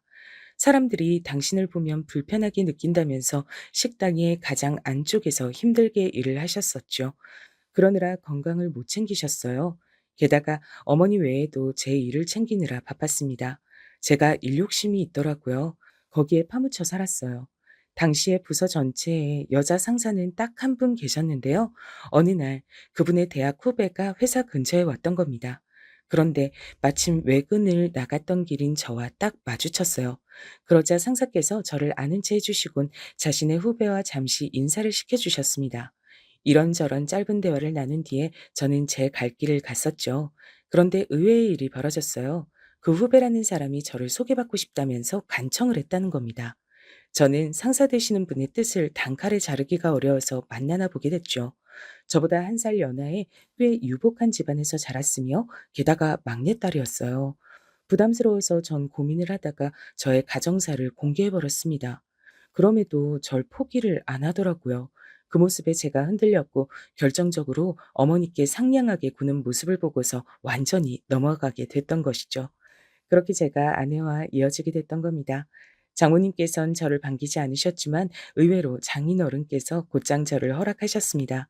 제가 자라온 환경, 그리고 제가 이뤄낸 성과, 이 두 가지를 종합해서 봤을 때 높은 점수를 줄 수밖에 없다고 발언하시며 당장 결혼하라고 하셨습니다. 정말 얼떨결에 결혼까지 간 거였어요. 이래서 결혼할 인연은 따로 있다고 사람들이 그런 소리를 떠드는구나 싶더라고요. 우리 아들이 이렇게 장성해서 결혼까지 하다니 이젠 내가 여한이 없다. 어머니의 말씀에 저는 불길해졌습니다. 그런 모습이 마치 떠나실 준비를 하시는 것만 같아서 당신의 건강 상태가 삶을 오래 허락하지 않고 있음을 본능적으로 아신 것만 같아서 심장이 떨렸던 것 같아요. 결혼한 이후 제가 어머니 때문에 불안해하고 있을 때 아내는 힘든 길을 걷고 있었습니다. 반년 만에 임신을 했는데 아들이었어요. 기쁨은 오래가지 않았고 유산을 겪었습니다. 이듬해 또다시 아들을 임신했는데 이번에도 유산이 됐습니다. 두 번째로 유산했을 땐 장모님께서 들어 누우셨을 정도예요. 장인어른께선 아내를 향해 불같이 화를 내셨습니다. 집에만 있을 것이지. 그러기에 왜 돌아다녔어? 일전에 유산을 겪고도 너는 학습이 안 되냐? 네가 이렇게 머리가 나쁘니까 내가 머리 똑똑한 놈을 붙여준 것이었는데도 별 소용이 없었구나. 장인어른, 그러지 마십시오. 이 사람이 가장 힘들고 가장 아픕니다. 그렇게 나무라지 않으셔도 이미 괴로운 사람이에요. 저는 아내의 편을 들었고 그게 당연한 것이었습니다. 유산으로 계속해서 힘들어하는 아내의 곁을 저는 묵묵하게 지켜왔죠. 어머니께선 이때 건강 상태가 너무 안 좋아져서 병원에 입원하신 뒤였습니다. 유산이란 소식을 전해야 하는 제 발걸음이 천근만근 무거웠어요. 손주를 꼭 보여드리고 싶었는데 제 마음처럼 되질 않았습니다. 유산 소식에 슬퍼하시던 어머니께선 며칠 후 돌연 밝은 미소를 지으셨어요. 요새 내가 네 아버지한테 아파트 자랑을 하는 중이야. 아버지한테요? 꿈에서 만나신 모양이에요. 맞아. 요새는 매일 보거든. 근데 이상하게 네 동생이 안 보여. 우리 딸, 우리 아기, 우리 문이 어디 갔을까? 미소를 지은 인매와는 다르게 텅 빈 눈빛을 하던 어머니께선 그로부터 며칠 뒤 고단한 육신을 영원히 벗어 던지셨습니다. 오열하는 제 옆에서 아내도 목 놓아 울었습니다. 돌아가시기 전에 제가 좋은 소식을 안겨드렸어야 했는데 죄송해요, 어머님. 제가 죄송합니다. 어머니께서 떠나신 이후 저도 그랬지만 아내가 정말 많이 침울해했어요. 걱정이 될 정도였는데 어느 날 갑자기 저한테 이런 소리를 하더라고요. 꿈에서 어머님 뵀는데 나한테 딸이 생길 거니까 기다리라고 하시더라. 저는 별 얘기 아닌 것으로 치부했는데 몇 달 후에 아내가 진짜로 딸을 임신했습니다. 날아갈 듯이 기뻤고 힘들게 얻은 딸이 태어났을 때 제가 깜짝 놀랐습니다. 갓난 딸의 얼굴에서 돌아가신 제 아버지 그리고 친탁을 한 외모였던 여동생이 얼핏 보이는 것 같았거든요. 유전을 하필 그렇게 봤다니 신기한 일이었어요. 딸이 태어나고 나서 아래로 아들이 두 녀석이나 태어났답니다. 장모님께선 마치 유산으로 잃은 아이들이 이제야 때를 맞춰 태어난 것 같다고 하셨죠. 귀중한 자식들이었습니다. 저의 피를 이은 자식들은 더 확장해서 말을 하자면 돌아가신 부모님의 핏줄들이기도 했으므로 그분들이 세상에 존재하셨다는 증거이기도 했습니다. 아들 녀석들은 내성적인 반면 딸은 어릴 때부터 활달했고 시끄러웠어요. 공부하는 썩 인연이 없는지 열심히 지원을 해줘도 그만큼 성적은 안 따랐고 대신에 손재주가 좋아서 그림을 배우지 않아도 잘 그리는 편이었고 글짓기도 좋아했습니다. 신기한 점은 아들 녀석들은 처음부터 공부들을 꽤 했다는 것입니다. 제가 공부를 재능의 영역이라 보는 또 다른 이유 중 하나라고 할 수 있겠네요. 아내는 딸만 생각하면 골치가 아프다고 이 말을 짚었으나 저는 활기찬 딸이 보기 좋았어요. 매사에 밝고 명랑하고 당당했던 딸은 대학 입시를 앞두고 드물게 수심 깊은 얼굴을 했습니다. 내일 시험을 망치면 어떡하죠? 재수할 자신은 없는데. 저는 항상 왜 이 모양일까요? 하던 대로 편하게 해. 좋은 대학 못 가면 어때? 성적 맞춰 들어간 곳에서 원하는 전공 공부하면 되는 거야. 나름의 길을 걷는 거지. 세상 모든 사람이 훌륭한 사람이 될 필요는 없어. 아빠, 훌륭한 사람이 뭘까요? 그 순간 제 심장이 욱신거렸어요. 걷잡을 수 없을 정도의 빠른 속도로 옛 추억이 밀려들었습니다. 저는 붉어진 눈시울을 들키고 싶지 않아서 괜히 창밖을 봤죠. 주상복합의 고층 아파트 아래로 도심의 야경이 물결치고 있었습니다. 훌륭한 사람이란 꼭 이런 집에 살지 않아도 인생의 가치와 행복을 놓지 않고 살아가는 사람이란다. 저도 모르게 그런 대답을 내놓았고 딸은 씩 웃더니 용기를 얻었다고 했었죠. 오히려 평소보다 살짝 더 결과가 좋게 나와서 딸은 제법 괜찮은 대학을 나올 수 있었답니다.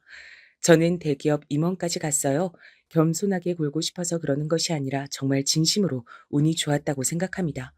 똑같이 노력을 해도 어떤 사람 앞에서는 진흙길이 기다리고 있는 반면 고속도로가 놓아지는 경우도 있는 법이더군요. 제가 남들보다 뛰어났다기보단 시기적절하게 모든 것이 따라주었던 덕택이 컸다고 봅니다. 그리고 오르막이 있으면 내리막도 있는 법이었어요. 저는 적나라하게 나가라는 압박을 받기 시작했습니다. 더 이상 제가 할 업무는 없었습니다. 저에게 일이 주어지지 않았고 쓸모를 다했으니 이제 필요 없다는 통보를 받은 셈인 것에 씁쓸했죠. 저의 가진 열정을 쏟았건만 이제는 월급만 많이 받아가는 인력은 골치 아프다는 압박 속에 자괴감을 느끼고 있었습니다.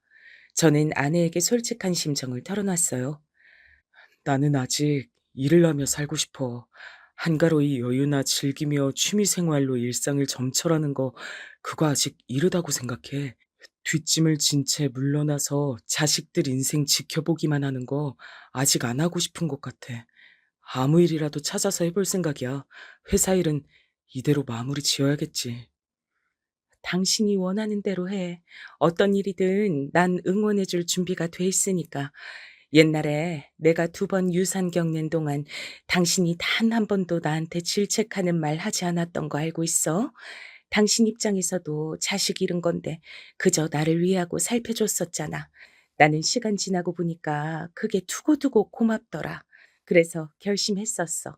언젠가 당신에게 괴로운 순간이 오면 무조건 당신 편에서 위로와 응원을 보내겠다고. 아내의 말에 눈물이 절로 났습니다. 아무리 살아도 답을 모르겠는 것이 인생. 그러나 살아간다는 것 자체로 깊은 의미가 있는 것이었어요. 저는 원래 다른 일을 해보려고 했는데 어쩌다 보니 건너 지인을 통해서 간단히 이것 좀 배워서 할 생각 있냐는 소리를 들은 뒤 정수기 설치기사 일을 하게 됐습니다. 제가 원체 그런 쪽으로 기본적인 감이 있었거든요. 새 것이란 무조건 사치로 여겨졌던 동네에서 자란 탓인가 직접 만들고 고치고 하는 것이 익숙했습니다. 배워보니까 할만했고 슬쩍 돌아다니면서 일을 하는 방식도 마음에 들었습니다. 한자리에서만 못 박힌 듯 머물러서 일했던 저의 지난 세월과 다른 일상이었기에 그 점이 만족스러웠던 것 같아요. 제가 새로운 일상을 찾아서 적응하고 있을 때 딸이 결혼하고 싶다는 뜻을 밝혀왔습니다. 그동안 치사하게 여자들끼리 통한다는 것인지 아내하고만 연애 상담을 해왔던 딸이었어요. 의대를 나온 청년과 만나기 시작했다는 것 정도는 알았으나 설마 계속 만나고 있었으며 결혼까지 한다고 할 줄은 몰랐기에 전 깜짝 놀랐었죠. 딸의 활달한 성격이 그 청년에겐 담비였나 봅니다. 그쪽에서 먼저 적극적으로 결혼을 청했더라고요. 아들 녀석들도 저마다 연애를 하고 있었기에 자식을 결혼시키는 것은 근시일 내에 벌어지고야 말 일이었으므로 저는 편한 마음으로 상견례 자리에 앉았던 것 같아요. 하나뿐인 우리 아들놈이 기어이 의사가 되는 것을 볼 수 있어서 제가 얼마나 기쁜지 모릅니다. 대체 어느 집안의 아가씨여야 우리 아들놈 짝으로 성에 찰까 싶었는데 이렇듯 마음에 꼭 드는 집안과 연을 맺게 되다니 제가 아주 감격스럽네요. 바깥 사돈 되실 분께선 호탕하게 구시면서도 저희 집안을 향한 호감을 강하게 드러내고 계셨죠. 제가 대기업에 오래 종사하며 임원직에 있다 물러난 것을 특히나 좋게 보고 계신 듯 싶었습니다. 대한민국에서는 전 국민이 알만한 대기업에서 일하는 것만큼 확실한 신원 보증이 없다고 하시면서 이런저런 이야기를 많이 늘어놓으셨고 제가 대기업에 몸담으면서 겪었던 이모저모의 일을 말씀드리자 무척이나 흥미진진한 눈빛으로 들어주셨습니다. 그분은 서슴없이 상류사회라는 표현도 입에 담으셔서 저를 살짝 놀라게 만드셨어요. 내가 어린 시절 아파트를 바라보면서도 상류 사회에 대한 생각은 못 해보았던 것 같은데 철저히 이 나라를, 이 사회를 계급으로 분간하여 생각하시는 분이구나. 묘한 감상이 들었습니다. 어쨌거나 딸만 좋다고 한다면 결혼은 이대로 진행을 하는 것이었죠. 자식들의 의견을 최우선으로 존중해주며 되고 싶은 대로 되고 하고 싶은 대로 하는 인생을 안겨주고 싶다는 것이 오래전부터 제가 품어온 바람이었으니까요. 서로가 좋게 인사를 마친 뒤 불과 며칠 지나지 않았을 때였습니다. 제가 어느 집에 정수기 설치를 하러 가게 된 건데요. 평범한 아파트 집안으로 들어섰던 제가 화들짝 놀랐습니다. 익숙한 얼굴을 봤기 때문입니다. 절 맞아주신 분은 예비 안사돈 되시는 분이었어요. 저를 얼른 못 알아보신 모양이었어요. 제가 상견례 때와는 완전히 딴판인 차림새였고 이것저것 뭔가를 많이 들고 있었으니 시선이 분산됐나 보더라고요. 당황한 저는 아는 척을 하기가 애매해서 일단은 부엌으로 안내를 받았습니다. 정수기 설치 자리를 살피면서 복잡한 머릿속을 안고 있던 바로 그때였어요. 나 등산 마치면 한잔 하고 들어올 테니까 저녁은 당신 혼자 먹어. 뭐야, 정수기 새로 설치한다더니 지금 온 거야? 제, 잠깐만. 근데 혹시 그쪽은 얼굴이 낯이 익은데? 설마? 예비 바깥 사돈 되시는 분께서 등산 모임을 가시는 건지 준비를 하고 방에서 나오시다가 저를 딱 발견하신 겁니다. 고개를 든 저와 정면으로 눈이 마주쳤고 저는 멋쩍게 대답을 드렸죠. 아이고, 예비 사돈, 이렇게 또 뵙습니다. 다, 당신 뭡니까? 이럴 수가. 정숙이 설 지나하고 다니는 사람이었어? 대기업 임원 출신인 것만 알았는데 이게 웬 날벼락이야? 이딴 천한 노동질이 나는 사람이 어떻게 나하고 사돈이 될 수가 있겠어? 대기업 다녔단 것도 알고 보면 다 꾸며낸 거 아니야? 이것은 사기꾼이네? 그분께선 갑자기 크게 흥분하시며 저에게 삿대질을 날리셨고 예비 안사돈께서 일단 진정하시라며 말씀을 하시자 더욱 흥분하시면서 그분은 당신의 아내의 손길을 거세게 뿌리치시기까지 했습니다. 놀란 제가 이러실 것까진 없지 않냐며 다가가서 만류를 하려고 했는데 그 순간 뺨을 맞았어요. 기껏 아들놈을 의사로 만들어놨더니 사기꾼만 꼬이네. 흥분해서 제 뺨까지 치셨던 겁니다. 저는 황당해서 헛웃음이 나왔고 예비 안사돈께서 입모양으로 제발 가시라고 하셔서 별 수 없이 따랐어요. 그리고 저는 일단 아내에게 이런 상황이 있었다고 알렸습니다. 제가 당한 건 당한 것인데 어쨌든 딸의 결혼 문제에 달렸으므로 이걸 어떻게 해야 할지 그 의견을 아내에게 우선 구하고 싶었어요. 아내는 제 얘기를 듣자마자 숨이 막힌 듯한 표정을 짓더니 이내 갈무리를 하면서 딸은 저희 부부의 생각보다 의젓한 장녀이니 알아서 판단하고 결정하도록 선택권을 주는 것이 낫다고 했습니다. 저도 아내의 생각에 동의를 했어요. 맞은 제 뺨보다 저는 이 어이없는 상황 때문에 딸이 혹여라도 상처를 받을까 싶어 그게 신경이 쓰였습니다. 부모 마음이란 게 그렇더라고요. 저는 딸이 그 의사청년과 어떻게든 결혼을 하고 싶다고 하면 밀어줄 의사까지 있었답니다. 하지만 의외의 상황이 벌어졌어요. 아빠, 엄마, 저 그 집 가서 제대로 파혼 선언하고 왔어요. 뭐? 파혼 선언? 네가 그 집에 다녀온 거야? 네, 아주 웃기는 집구석이에요. 파혼을 해도 이쪽에서 하는 건데 그쪽에서 왜 나댄 건지 모르겠어요. 열받아서 진짜로 파혼을 선언하는 쪽은 이쪽이라는 점을 명시해주고 왔고요. 제가 제일 좋아하는 공식도 지키고 왔어요. 대관절 그게 뭔가 싶었고 왠지 불안한 기분이 들었는데 답을 알고 있는지 옆에서 아내가 경악한 얼굴을 했습니다. 딸은 절 향해 싱긋 웃으면서 말했어요. 은혜는 2배로 갚고 원수는 10배로 갚는다는 공식이요. 저도 곧 아내를 따라서 경악한 표정을 짓고 말았습니다. 세상에나 딸은 제가 겪은 일을 듣고서 퇴근하자마자 예비 사위였던 청년이 있는 병원으로 가서 파혼 선언을 했다고 합니다. 파혼 이유도 곁들였고요. 병원 동료들이 모두 보는 앞에서 파혼을 당한 청년은 넋이 빠져서 바닥에 주저앉았다고 하더군요. 그 뒤로 딸은 그 집에 찾아가서 이제 막 귀가를 하신 참이었던 예비 바깥 사돈 되실 분이었던 양반의 귀싸대기를 있는 힘껏 때렸다고 합니다. 으악, 나 죽네. 여보, 구급차 불러. 빨리 신고해. 젊은 여자한테 뺨 한 대 맞은 걸로 뭘 그렇게 엄살이세요? 어우, 술 냄새. 그러니까 천지분간이 안 되시는 거겠죠. 이런 수준 낮은 인간을 하마터면 시아버지라고 부를 뻔했다니. 어쩌다가 부동산 하나 잘 터져서 팔자 펴고 살았던 졸부주제에 아들 하나 온 사력을 다해 투자해서 의사 만든 것 가지고 기고만장해서 아들 결혼까지 계산기 두들겼던 그 천박함. 당신 같은 인간은 죽었다 깨어나도 우리 아빠의 발 뒤꿈치도 못 따라와.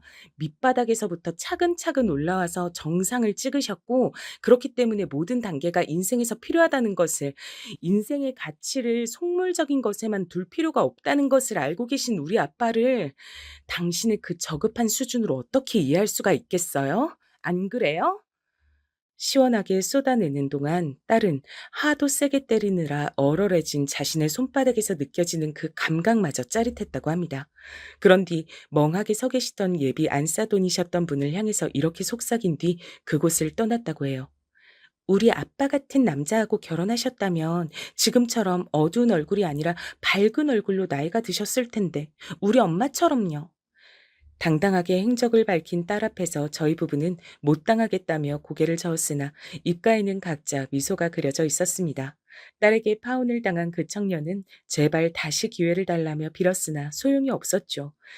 그래서인지 어째서인지 몇 달 후에 들려온 소식은 그 집 내외께서 이혼을 하셨고 그 청년이 모친하고만 산다는 것이었습니다. 다혈질을 제대로 발휘하시며 제 뺨을 치기까지 하셨던 그분은 처자식을 모두 잃으신 셈이었죠. 자랑스러운 효녀. 저희 딸은 그 뒤로 더욱 좋은 인연을 만났답니다. 사람이 외향적이진 못한데 진실되고 신중한 면이 강한 인물이죠. 활발한 딸하고 다르기에 서로 보완이 잘 되더라고요. 얼마나 잘 맞는지 믿거나 말거나 부부싸움을 한 번도 안 하면서 사는 중이라고 하네요. 저희 부부도 그의 질세라 더욱 화목하게 잘 살려고 노력을 하며 지낸답니다. 하늘에서 먼저 떠난 제 가족들이 저를 보며 부디 뿌듯해하고 있으면 좋겠네요.